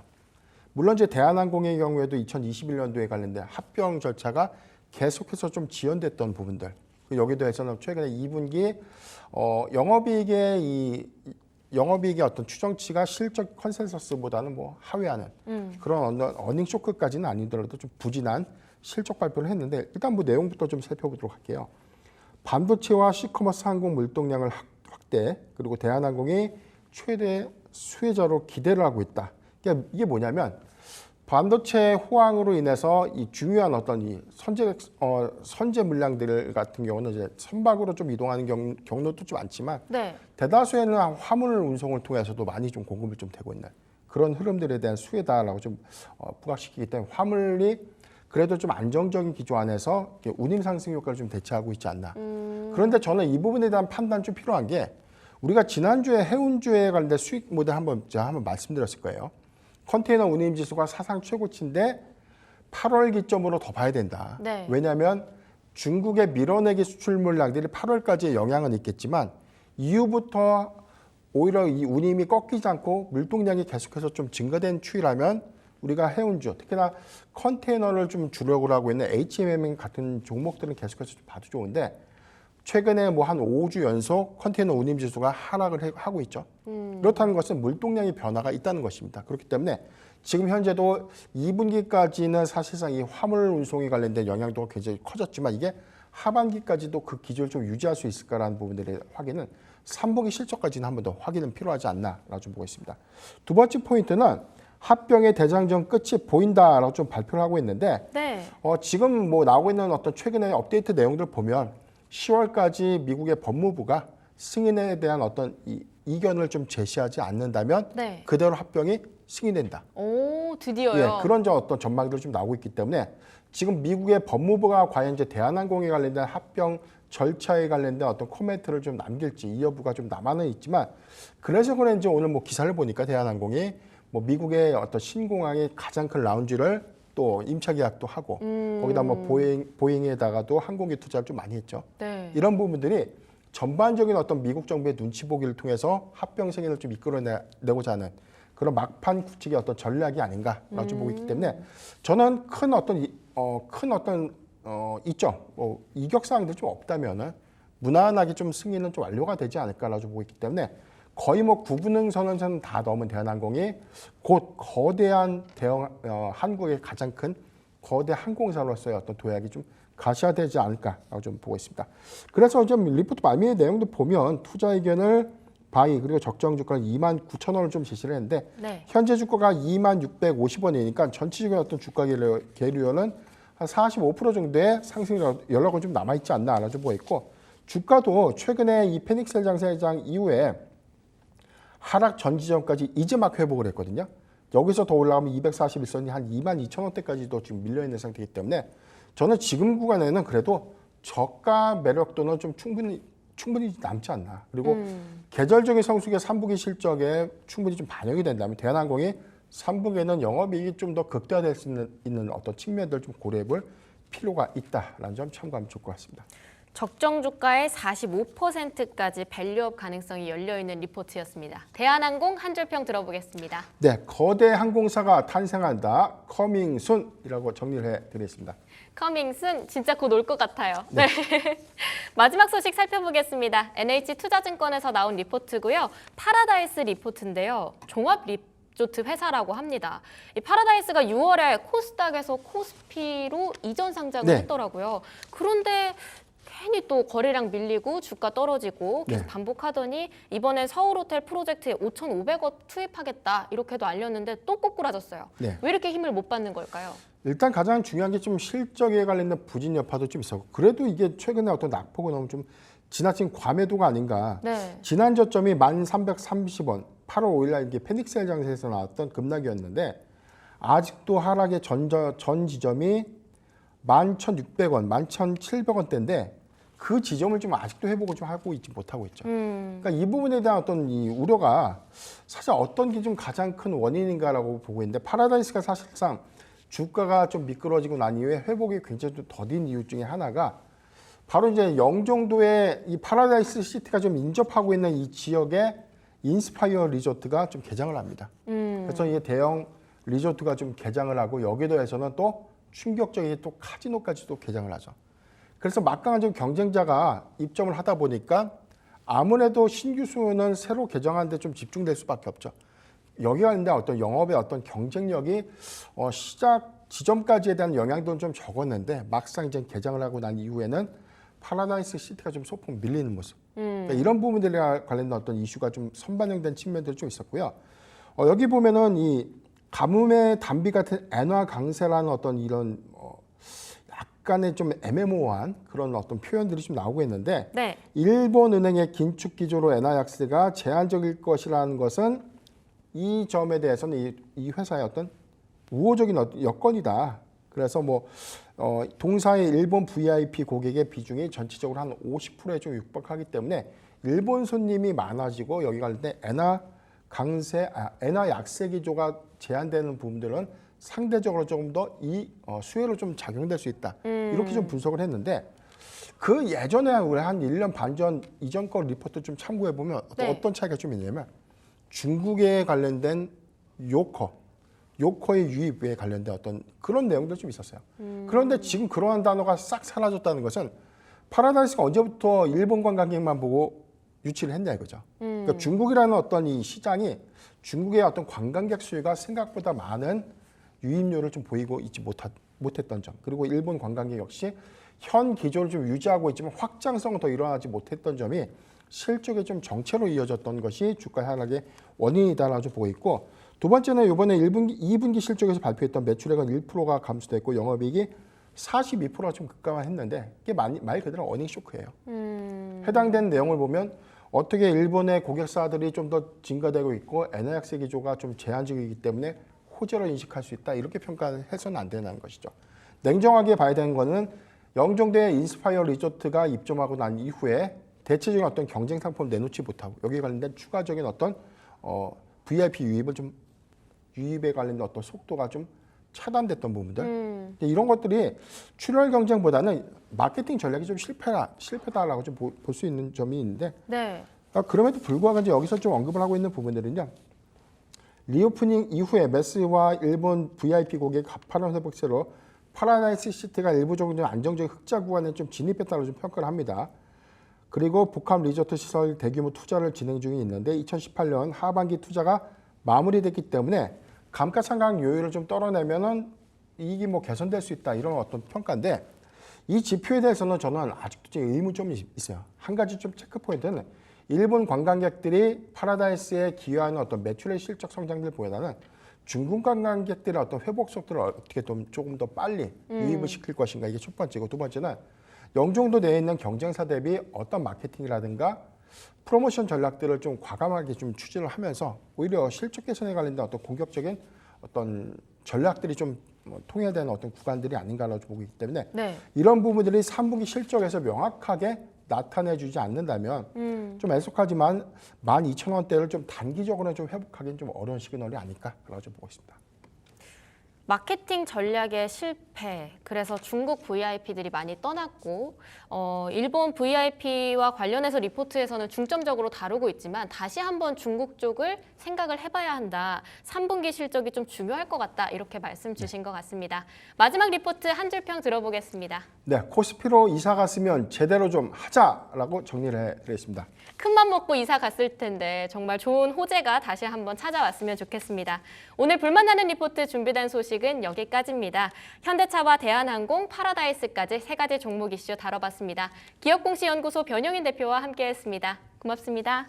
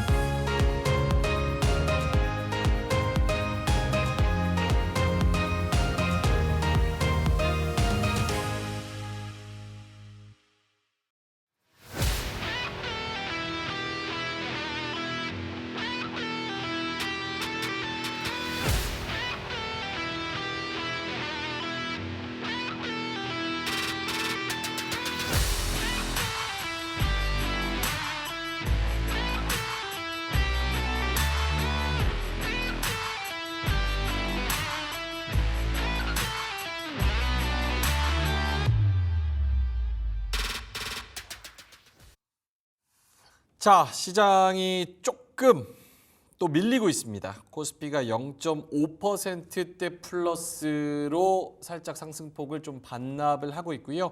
2637선, 2636선 여기서 움직이고 있습니다. 코스닥이 1.5% 플러스 775 살짝 유지를 하고 있는 그런 상황에서 두 분 모시고 종목에 대한 이야기 그리고 섹터에 대한 이야기를 나눠보도록 하겠습니다. 이지스탁의 이지은 대표님 그리고 신한투자증권의 황유현 팀장님 나오셨습니다. 두 분 어서 오세요. 네. 안녕하세요. 네. 확실히 뭐 핑계 댈 건 많습니다. 내일 휴일이기도 하고 CPI 나오는데 뭐 손 쓸 거 없고 또 휴가 가시는 분들 많고 여름이고 덥고 또 비 오고 핑계는 많은데 메가리가 없다는 그 결론은 똑같습니다. 그래서 코스피도 0.6%, 아까 1% 넘는 패기 있는 상승세와는 조금 사뭇 다른 모습인데 지금 장까지의 코멘트를 들어본다면 이재인 대표님부터.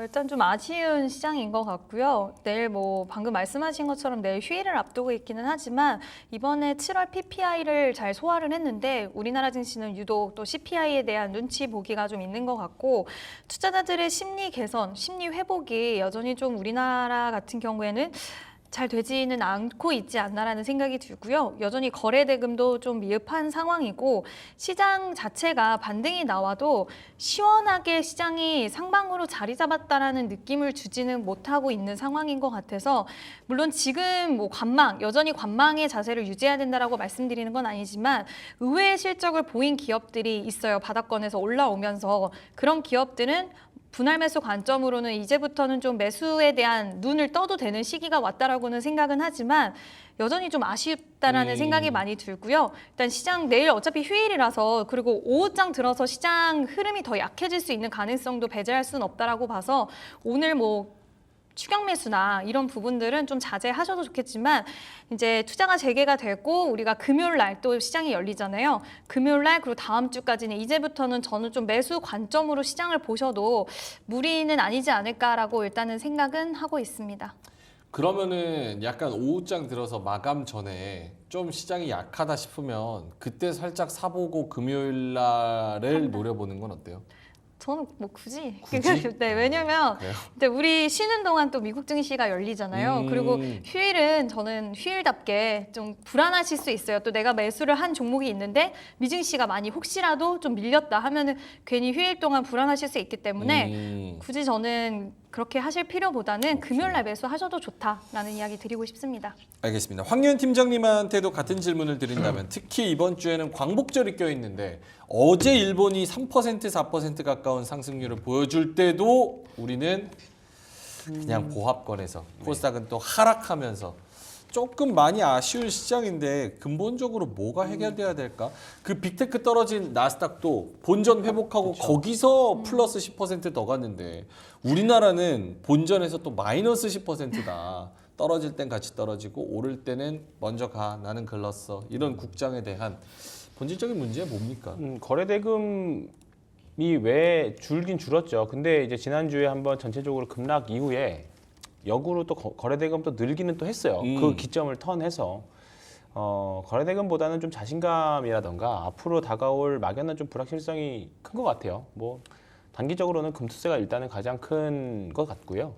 오늘은 어제 일본 많이 급등했던 거는 월요일날 일본이 휴장이었기 때문에 뭐 그것에 대한 반발로 뭐 상대적으로 좀 많이 올라갔던 것 같고 우리나라 시장은 오늘 약간 금요일 같은 수요일인데 금요일은 진짜 금요일이 또 기다리고 있습니다. 네. 그러니까 당연히 조금 자제할 수밖에 없고요. 사실 어제 특별하게 종목들의 문제가 있지는 않았거든요. 몇몇 종목들은 실적이 잘 나왔음에도 불구하고 밀렸고 실적이 안 나와도 밀리고 약간 네. 어제는 뭐랄까 좀 팔고 싶은 자리. 왜냐하면 코스닥이 지난주에 급락 이후에 기술적 반등의 조건을 딱 정확하게 완성을 했죠. 거래대금까지 안 나오면서.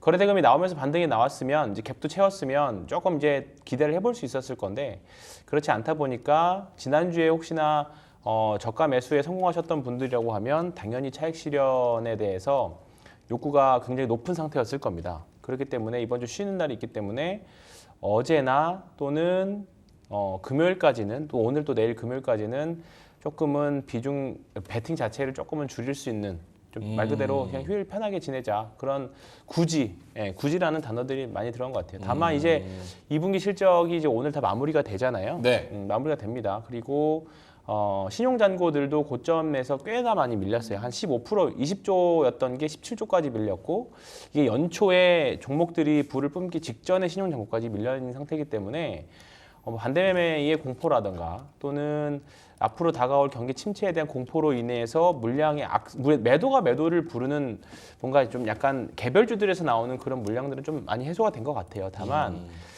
사지 않는다라는 게 문제죠. 예. 주식이라는 게 결국은 매수세가 없으면 주가는 그냥 줄줄줄 흐를 수밖에 없습니다. 그쵸. 주가는 결국은 누군가가 시장가로 사줘야 오르는 건데 지금 대부분 투자자들이 시장가로 막 공격적으로 지르는 시장이라기보다는 뭔가 여기서 반등이 나올 것 같으니까 여기까지 오면 기다렸다가 받쳐서 살게 정도거든요. 사서 올라가면 팔고 계속 순환매 시장이다 보니까 그렇다 보니까 시장 자체가 시장가로 지르는 시장이 아니기 때문에 시장을 조금 더딜 수밖에 없는 상황입니다. 근데 일단은 조금 약간 경기 침체에 대한 공포들, 그 다음에 뭐 여러 가지 공포 이제 이런 금리 인하에 대한 이슈들이 이제 조금 소강 상태로 들어온 상태 같아요. 네. 뭐 중동에서 전쟁 위기 뭐 있다고는 하지만 뭐 사실 전쟁으로 인한 하락은 항상 매수기였다는 거는 이제 대부분 투자자들이 아는 상태고 오히려 이제 그런 이벤트가 터졌을 경우에는 전쟁은 뭐 어쨌든 일어나면 안 좋긴 하겠습니다만 매수하려고 하는 자금들은 꽤나 있는 걸로 알고 있습니다. 근데 이제 그게 아니라고 하면 뭔가 궁극적으로 지르진 않는 그런 상황인 거죠. 그러면 향후 앞으로 8월 말에 있을 엔비디아 실적 발표 때까지는 결국은 굵직굵직한 섹터들이 계속 순환매 되는 상태. 오늘은 반도체가 상대적으로 되게 세게 올라오는데 어제는 또 심하게 또 빠졌잖아요.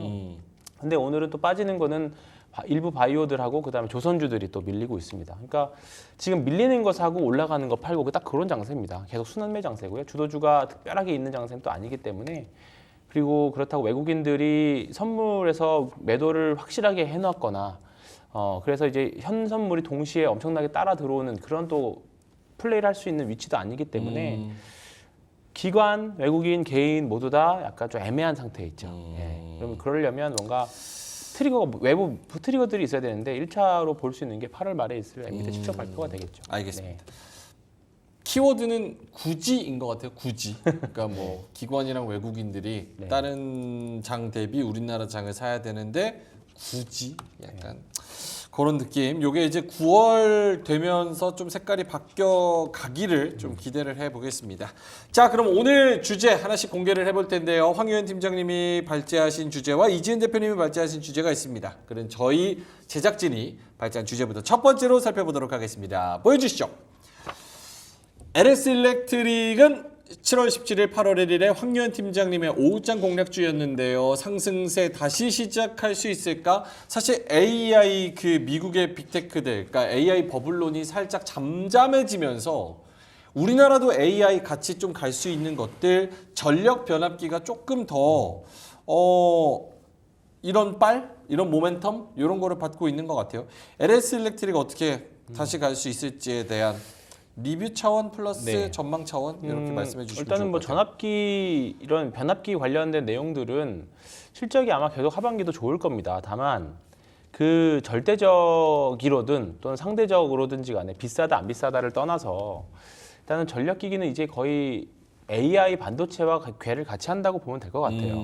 다만 우리 오늘 제작진에서 LS 일렉트릭을 딱 꼭 찍어서 넣는 이유는 이제 네. MSCI 편입이 어제 됐죠. 네. 편입이 됐고 그럼에도 불구하고 어제 장 초반에 조금 올라가는 척하더니만 막판에 결국은 시장 따라서 밀리면서 어제 한 5% 장중에 마이너스까지 갔었거든요. 근데 이제 어제 마치 손절 물량을 기다렸다는 듯이 오늘 다시 또 분노에 한 8.5% 상대적으로 빠른 상승을 좀 보여주고 있습니다. 일단은 8월 말까지는 관련된 수급들이 계속 들어올 겁니다. 이게 패시브 수급은 한 2천억 내외로 추정이 되고 있는데 그건 아마 8월 30날 마지막 거래일 날 들어올 거고요. 이제 그 MSCI 편이 이제 추종하는 관련 액티브 자금들이 지금부터 한 2주 정도 들어와요. 예, 그렇기 때문에 수급적인 이벤트가 있기 때문에 종목이 한 22만 원, 23만 원대에 이런 이벤트가 발생했다라고 보면 모르겠는데 지금 구간에서는 충분히 단기 매매든 또는 모아가는 매매든지 간에 여전히 한 앞으로 2주는 해볼 만한 구간은 들어온 것 같습니다. 통계적으로도 예상 그 발표가 MSCI 지수 편입 발표가 나서 이건 이제 반기 리뷰죠. 정기 리뷰는 이제 11월에 있고요. 이제 반기 리뷰로 편입되고 나서 사도 늦지 않다. 그러니까 어제는 한번 해볼 만한 구간이었던 거죠. 통계적으로 발표가 그러니까 예상될 걸로 계속 기존에 후보군들이 있었잖아요. 편입이 예상될 걸로 된 후보군들. 그 종목들 사서 내가 그 예상된 대로 적중이 돼가지고 올라가면 수익률은 더 크긴 하겠습니다만 확정이 되고 나서 사면 조금 비싸게는 사겠죠. 근데 비싸게 사더라도 그 한 보름 정도의 시간 동안 보유를 하게 되면 통계적으로 수익이 항상 났었다라는 통계 자료가 있습니다. 그렇기 때문에 지금은 뭐 사실 기술적 반등이라고 볼 수는 있지만 사실 거래량도 좀 많이 나오고 있거든요. 지금 한 11시 한 반 정도 됐는데도 이미 어제 거래량을 넘어갔기 때문에 이렇게 되면 조금 더 상승은 가능해 보인다. 그래서 제가 한번 지지난주였나요? 그때 LS 일렉트릭 말씀드리면서 보유해야 되는 시점을 8월 말까지 말씀드렸던 게 확률이 매우 높은 상황이었고 8월 말까지는 한번 해볼 만하다. 그런 네. 관점에서 일단 수급적으로. 예. 그 이유는 뭐 다시 기업의 모멘텀이라던가 또는 이제 펀더멘탈 따라가겠지만 그때까지는 한번 많이 빠지면 또 해볼 만한 구간이 된 거죠. 네. 알겠습니다.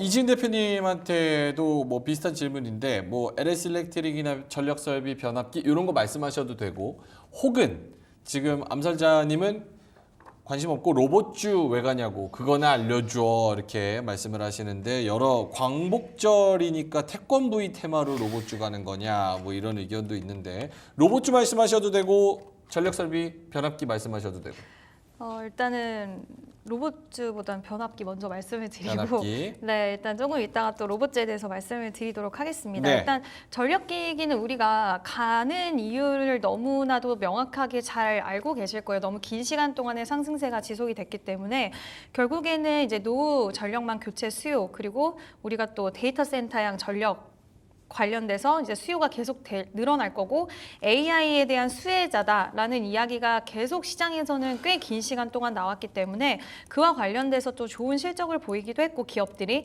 또 수급적인 측면에서도 계속해서 상승세를 좀 이어가는 모습들이 보였는데 거기에 증설에 대한 모멘텀까지 붙으면서 우리가 향후 또 더 수익에 대해서도 기대할 수 있는 부분들이 발생을 했어요. 그래서 저 같은 경우에도 지금 약간 조정이 최근에 좀 나오기는 했지만 여전히 지금은 매수 관점으로 좀 보셔도 된다라고 생각을 하는데 최근 전력기기 관련된 종목들이 실적이 좋은데도 불구하고 살짝 힘이 약했다라는 느낌이 좀 있으셨던 투자자분들도 계실 것 같은데 그동안 실적에 대한 기대감이 전혀 없었던 태양광 관련돼서 동국 SNC 그리고 CS 윈드 우리가 풍력 관련돼서 의외의 실적을 보이면서 시장에서 많이 빠진 상태에서 실적 좋게 나왔어. 그러면 오히려 그쪽으로 수급이 좀 저는 갔을 경우도 배제할 수는 없다라고 보고 있어서 이 부분에 있어서는 좀 염두를 해둬야 될 것 같아요. 그래서 예전만큼 우리가 전력기기 관련된 종목들이 시세의 연속성과 강한 흐름은 좀 제한적일 수 있을 거라고는 보고는 있는데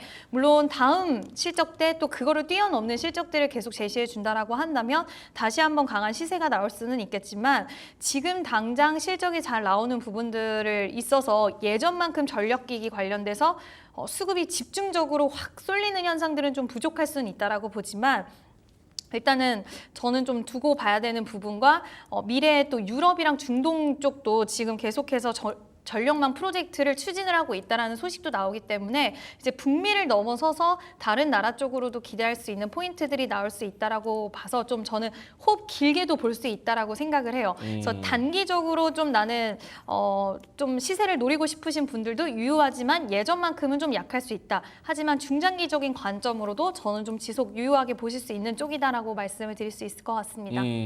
로봇은 그냥 넘어갈게요. 네, 로봇은 일단 킵. 킵? 네. 진행은 저희가 로봇 굳이 뭐 딱히 뭐 언급할 네, 게 아직은 크게 없는 거죠? 네, 맞아요. 오케이, 알겠습니다. LS 일렉트릭 그리고 변압기 지금 만약에 AI가 그러니까 미국의 빅테크와 AI 쪽에 계속 간다고 치면 지금 위치와 내용에서 반도체가 나아요? 아니면 이렇게 LS 일렉트릭 같은 변압기 전력 설비 이게 나아요? 저는 반도체 소부장이 낫다고 생각합니다. 그래요? 네. 오, 왜요? 일단 오늘 대표적인 소부장들이 확실히 좀 더 전 강한 것 같아요. 예, 오늘 LS 일렉은 MSCI 편입 이슈가 좀 더 강한 것 같고요. 전반적인 상승세들은 HBM과 관련돼 있는 종목들이 골고루 상승하고 있기 때문에 그리고 가격 일단은 급락 이후에는 과대 낙폭된 애들이 먼저 많이 올라오거든요. 가격 멜트가 생겼기 때문에 그렇기 때문에 지금 PSK 홀딩스가 한 15% 정도 오르고 있는데 이런 종목들이 저는 훨씬 아직은 낫다고 생각합니다. 이지은 대표님은요?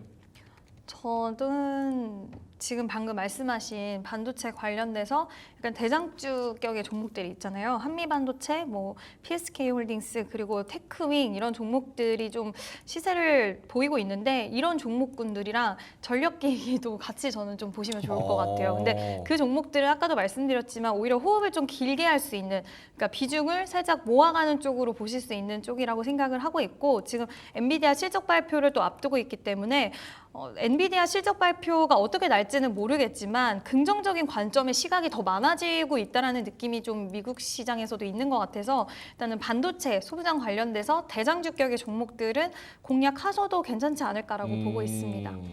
알겠습니다. 자, 관련해가지고 황희연 팀장님의 오후장 공략주 7월 17일, 8월 또 이렇게 있었던 LS 일렉트릭 관련 그리고 다른 종목들까지 이야기를 좀 나눠봤고요. 두 번째로는 황희연 팀장님이 발제하신 주제를 한번 넘어가 보도록 하겠습니다. 보여주시죠. 요 얘기 좀 해주세요. K뷰티 끝났다 안 끝났다 지금 얘기가 많아요. 엄청 많죠. 네. 왜냐면 아모레 한번 쇼크 받아서 또 날아가고 또 저기 인그루드랩. 근데 약간 코스메카 코리아도 그렇고 떨어지는 이유는 알겠는데 이 정도까지 떨굴 거냐 이런 의견이 많아서 뭐 가둬놓고 패는 거다, 뭐 어디서 던지는 거다, 화장품은 끝났다, 아니다 얘네들은 살아있다, 맞아요. 여러 가지 의견이 나오고 있는 상황에서 황효연 팀장님이 화장품 전문가로서 한번 네, K뷰티 얘기를 좀 해주셨으면 좋겠습니다. 제가- 일단 네. 화장품 끝났습니까? 일단 단기적으로는 좀 관망해야 되는 위치는 들어온 것 같아요. 네, 추세선은 이게 기간에 따라서 좀 보긴 해야 될 겁니다. 일단은 모든 종목들이 이게 진짜로 지금부터 사실 실리콘2 같은 경우에도 거의 한 바닥에서 생각을 해보면 10배까지, 10배까지는 아니더라도 지금 7배, 8배 나 있는 상황이기는 해요. 근데 이제 화장품 최근에 나오는 어제 이제 실리콘2가 이제 어제 사실 실리콘2 때문에 말들이 사실 지금 많은 거잖아요. 어제 실적이 굉장히 양호하게 나왔고 그다음에 재고자산이 굉장히 좀 많이 늘어나면서 결국 재고자산 많이 늘어나는 건 유통사기 때문에 3분기에도 또 실적이 또 좋을 거다 그런 생각에 돼 있었고 그다음에 지금 인디 브랜드들을 대부분 지금 미국향이나 유럽 쪽에서 나온 화장품 회사들이 계속 좀 실적이 좋은 거죠. 사실 아모레퍼시픽이나 뭐 미국에 있는 에스티로더나 일본의 시세이도나 보면 실적이 썩 좋지는 않죠. 그렇죠. 왜냐하면 이제 대형 브랜드가 올라가는 거라기보다는 사실 이제 중저가 브랜드들 고객들의 입장에 다 각자 맞춰줄 수 있는 그런 뭔가 이제 인디 브랜드들을 많이 가지고 있는 유통사들이라든가 그런 화장품 브랜드를 가지고 있는 회사들이 이제 제조업체들이 올라가는 모습이었는데 사실 어제 실적이 긍정적이었음에도 불구하고 시장 영향인지는 모르겠습니다만 일단은 추세를 회복하지는 못했어요. 네, 그게 저는 사실 일단은 첫 번째 단기적인 모멘텀인 것 같고 단기적인 우리가 확인해야 될 것 같아요. 아무리 좋다고 해도 우리가 뭐 전기차 작년 이맘때 때 그렇게 좋다고 해도 사실 주가는 거기서부터 밀리기 시작했고 나중에 주가가 밀리니까 악재들이 쏟아지기 시작했었고 네. 그런 부분들이 나왔던 거죠. 그러니까 우리가 화장품 얘기할 때 저희가 뭐 화장품 얘기할 때 하반기에 경기 둔화에 대한 미국의 경기 둔화 얘기가 나오면 화장품은 소비하지 않을 수도 있다. 근데 그것에 대해서 반박하시는 분들이 인디 브랜드 정도를 소화하지 못할 정도면 그거는 모든 주식이 다 박살난다. 그렇죠. 네, 인디 브랜드도 못 살 정도면 이제 사실 그 국면에 있는 것 같습니다. 그래서 지금 보유자분들은 당연히 보유를 하셔야 되는 거 아닌 것 같아요. 사실 지금 화장품 주식들의 성장 스토리라던가 우리나라 화장품 인디 브랜드들의 미국 지금 진출 시장 진입이 거의 한 5% 이하로 알고 있거든요. 뭐 좀 약간 극단적으로 말하면 거의 우리나라에 있는 그 할아버지들이 목욕탕에서도 안 하는 행동들을 미국 젊은이들을 한 미국 피부 미용에 있어서 극단적으로. 그게 뭐예요? 그러니까 예를 들어서 뭐 이제 목욕하고 나서 스킨 바르고 로션 바르고 하는 정도도 모른다. 그 정도도 피부 미용에 대해서 모르는 분들이 굉장히 많다. 네. 목욕탕에 이제 사우나 가면은 할아버지들은 그냥 남성 스킨 이렇게 그죠. 쫙쫙 해가지고 하더라도, 쫙쫙 네. 하는데 그 정도의 지식도 없다. 지식을 가지고 있는 미국 분들이 화장품을 쓰기 시작했다. 그렇죠. 사실 그게 지금 기저에 깔려 있는 성장 스토리인 거거든요. 그렇죠, 그렇죠. 얼마큼 우리나라 K뷰티가 이제 진입하기 시작한 거다.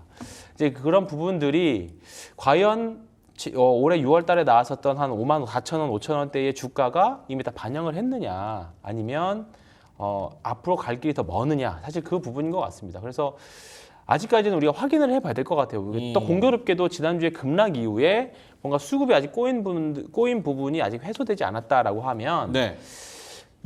보유하신 분들은 당연히 보유를 해야 되는 구간 같아요. 다만 신규 진입은 사실 저는 추세를 한 번 더 만들어낸 다음에 진입해도 전 늦지 않다라고 생각해요. 차라리 지금보다 좀 더 한 20% 더 비싸게 주고 사더라도, 왜냐하면 여기서 뭐 악재가 한 번 잘못 나오면 정말 아래로 확 내려 꽂을 수도 있는 자리이기 때문에 지금 구간에서는 보유자분들은 보유하시되 신규 진입은 아예 떨어져서 지난주처럼 떨어져가지고 가격 메리트가 생기던가 아니면 아예 이제 다시 2차 상승이 나온다라는 생각으로 올라가서 추세를 완전히 만들어진 다음에 그 다음에 진입해도 되지 않을까. 알겠습니다. 이지은 대표님 지난주에 저희가 방송 전에 회의할 때는 황현 팀장님 혼자 화장품 경기 침체 오고 소비 줄면 안 산다. 그리고 우리는 화장품을 어떻게 안 사냐? 이젠 필수 소비재가 됐는데 아저씨 돼가지고 모르는 소리 한다. 이런 얘기를 했는데 주가는 약간 좀 저희 생각과는 좀 반대로 가는 것 같습니다. 네, 어제 좀 큰 폭으로 많이 밀렸고 오늘의 흐름이 굉장히 중요했다라고 생각을 하는데 오늘 아쉽게도 오전에는 좀 반등이 나오다가 약간의 힘이 좀 빠진 모습을 보여주긴 했는데요. 저도 좀 전체적으로 봤을 때는 비슷한 의견이긴 해요. 일단 화장품 관련돼서는 계속 지켜볼 필요는 있다라고 생각하지만 일단 많이 빠졌다라는 이유로 신규 접근에 대해서는 좀 더 지켜볼 필요가 있다라고 생각을 하고 있고 그 공백기를 좀 메꿔줄 수 있는 게 저는 톡신과 필러 쪽이지 않을까라고 지금 보고 있는데 일단 화장품 같은 경우에는 아마존이 이번에 실적 발표를 하는데 아마존 리테일 쪽이 좀 안 좋았어요. 그러다 보니까 그럼 우리나라 지금 미국 시장을 굉장히 기대를 하고 있는데 우리나라 기업들도 같이 좀 타격을 받을 수 있지 않을까? 지금 아마존에서 우리 K뷰티 박람회를 열고 그리고 아마존 프라임데이 때문에 실적에 대한 기대감이 커진 상태였는데 아마존 쪽이 좀 실적 안 좋게 나오다 보니까 오히려 우리나라 쪽 관련돼서도 좀 주가가 빠지기 시작하면서 그쪽에다가 해석을 좀 맞추는 그런 느낌도 없지 않아 좀 있지 않나라고 생각이 들고요.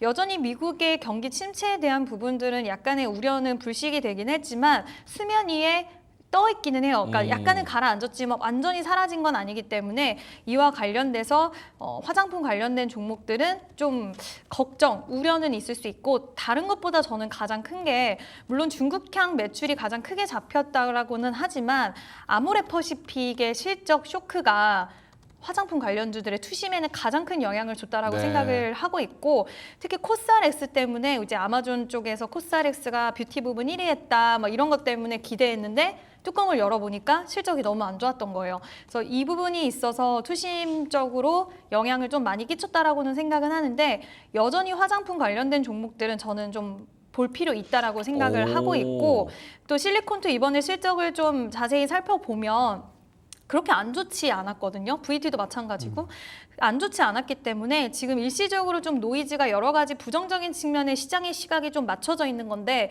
이럴 때 이제 화장품은 끝났다라는 관점보다는 쉬어가는 구간이고 여기서 수급이 어떻게 될지에 대해서는 좀 더 지켜볼 필요가 있다라고 생각이 들어서 화장품 관련된 종목들 옥석 가리개가 이번을 통해서 더 오히려 명확하게 됐다라고 생각이 들기 때문에 그 안에서의 종목들은 계속 좀 추적을 해볼 필요가 있다라고 생각이 들고요. 그 공간을 메꿔줄 수 있는 쪽은 아까도 말씀드렸지만 톡신 쪽, 이제 휴젤과 파마리서치, 메디톡스 이런 종목들, 특히 메디톡스랑 휴젤이 계속해서 소송 분쟁이 있었어요. 그래서 소송 때문에 나가는 비용들이 있었는데 이제 10월달에 최종 판결이 나요. 아무래도 휴젤 쪽이 좀 승기를 잡은 모습이 중간 결과가 나오긴 했는데 어쨌든 소송에 대한 비용도 이제 좀 끝나면 수익성적인 측면에서 더 좋아질 거기 때문에. 수출 데이터 보면 보톡스와 필러가 우리나라 제품들이 가성비가 되게 좋아서 굉장히 잘 팔리고 있거든요. 해외 쪽에. 그리고 휴젤은 지금 미국에 대한 진출이 아마 계속 하반기와 내년 이제부터 시작될 거라서 이와 관련돼서의 좀 기대감도 있다. 그래서 주가는 많이 좀 올라와 있긴 한 상황이긴 한데 파마리서치도 그렇고 파마리서치도 비만이랑 탈모 쪽에 또 뭐 진출한다라는 뉴스가 나오기도 했으니까 여러 가지 좀 이쪽 관련돼서도 종목군들 열어두고 보시면 어떨까라는 의견을 드리고 싶습니다. 알겠습니다. 황유현 팀장님이 발제를 해주셨지만 요거는 좀 선별적으로 볼 필요가 있다, 신중할 필요가 있다라는 의미를 말씀을 해주셨고 이지은 대표님은 그래도 여러 가지 종목들 중에서 좀 특이점이 있는 그런 종목들은 아직도 바라볼 필요가 있다. 알겠습니다. 자, 그러면은 K뷰티 뭐 추천주 없으시잖아요, 그렇죠? K뷰티. 지금은 뭐 지금 다 좋다고 하는 종목들인 것 같아요. 실리콘투, VT. 오케이. 예. 알겠습니다. 자, 세 번째 이야기 해볼 텐데요. 세 번째 얘기도 이거 좋은 얘기 나올라나 모르겠네요. 세 번째 주제 보여주시죠. 이지은 대표님 발제하셨습니다. 내리막길 엔터주 기회 오긴 올까?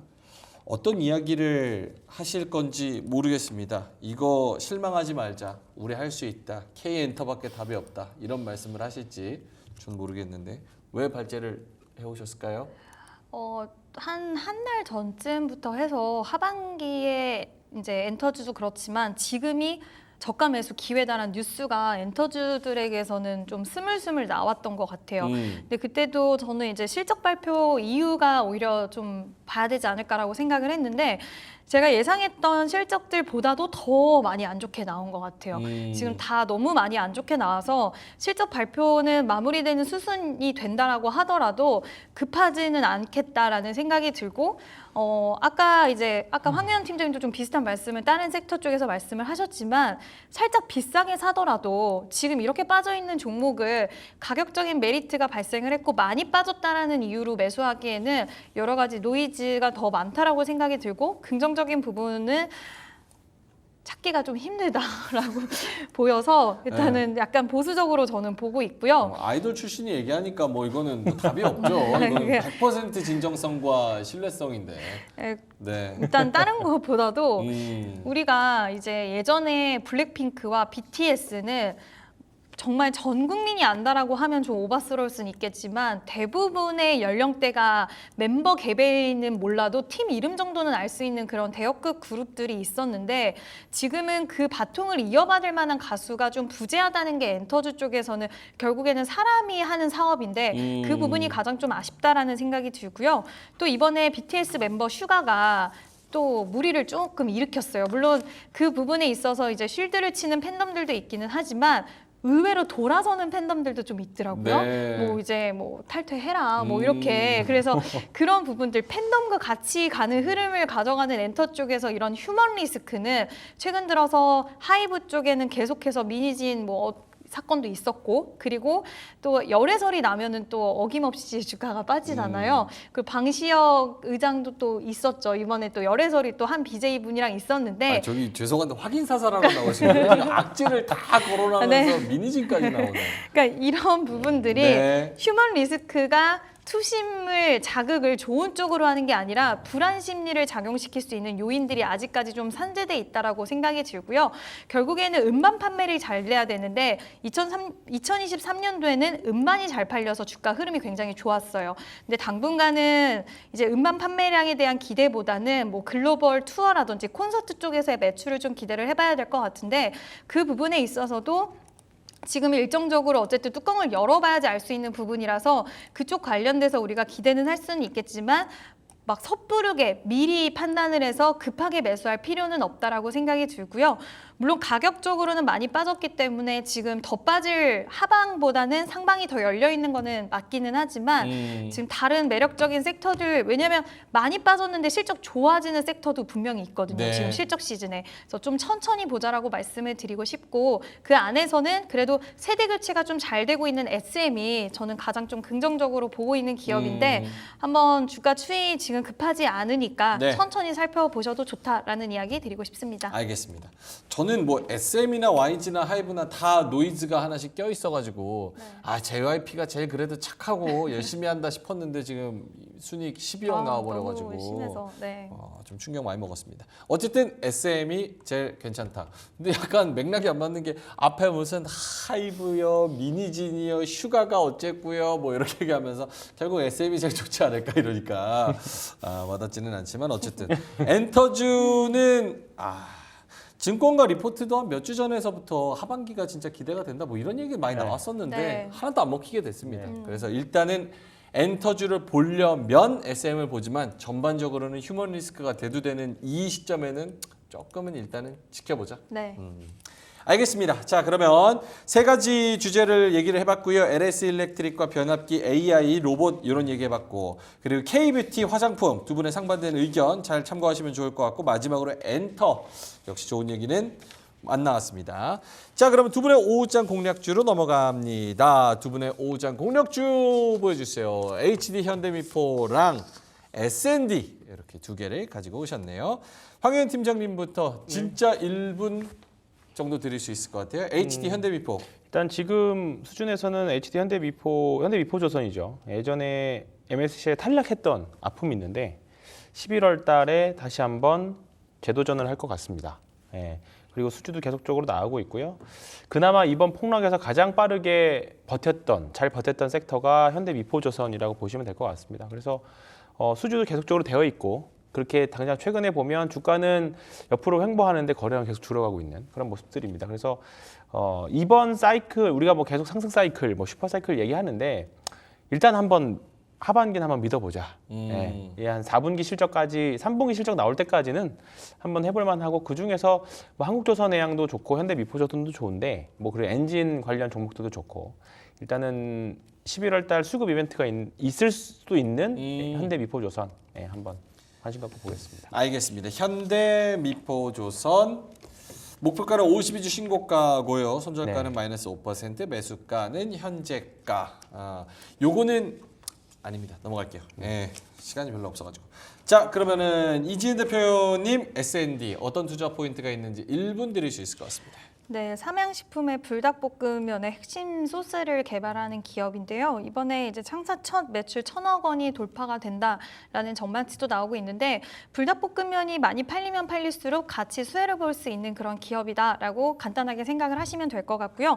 지금 이제 삼양식품 같은 경우에 증설에 대한 모멘텀이 있는데 이 회사도 삼양식품의 증설에 발 맞춰서 지금 8월에서 9월 달에는 좀 증설에 대한 이야기가 구체적으로 나올 수 있다라는 부분도 하나의 좀 투자 모멘텀으로 작용이 될 수 있다라고 보고 있고요.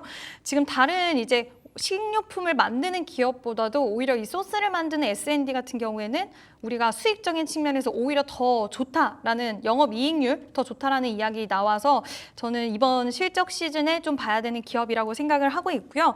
이제 보통은 완제품을 만드는 회사에 소스를 납품을 했는데 브랜드를 런칭을 해서 본인들의 소스 관련된 또 사업을 영위를 한다라는 계획도 가지고 있어서 외형 성장의 부분들도 아마 내년 쪽에는 내년쯤 되면 더 회사의 몸집이 커지지 않을까라고 보고 있습니다. 지금 최근 들어서 살짝의 가격 조정과 기간 조정이 나오다가 지금 약간 횡보를 하고 있는 구간인데요. 오히려 이렇게 쉬어가는 흐름에서 매수하기에 좀 좋지 않을까라고 보고 있고 오늘 전반적으로 식료품 관련된 종목들이 좀 올라오더라고요. 그래서 그와 같은 흐름을 할 수 있는 기업이라고 생각이 들어서 S&D 이야기 드리도록 하겠습니다. 알겠습니다. 목표가는 45,000원 잡아주셨고요. 손절가는 36,000원, 매수가는 현재가 이렇게 S&D를 말씀을 해주셨습니다. S&D와 HD 현대미포 많은 관심 부탁드리고요. 또 내일 휴일이니까 다음 주까지 나오실 때까지 어떤 움직임이 있는지 기대 가지고 지켜보도록 하겠습니다. 자, 그럼 두 분과는 여기서 함께 좀 인사를 드려야 될 텐데요. 우리 신한투자증권의 황유현 팀장님 그리고 이지스탁의 이지은 대표님이었고요. 저도 여기서 물러갑니다. 내일 푹 쉬시고요. 금요일 날 좋은 흐름의 좋은 장에서 뵙도록 하겠습니다. 오늘도 함께 해주셔서 대단히 고맙습니다.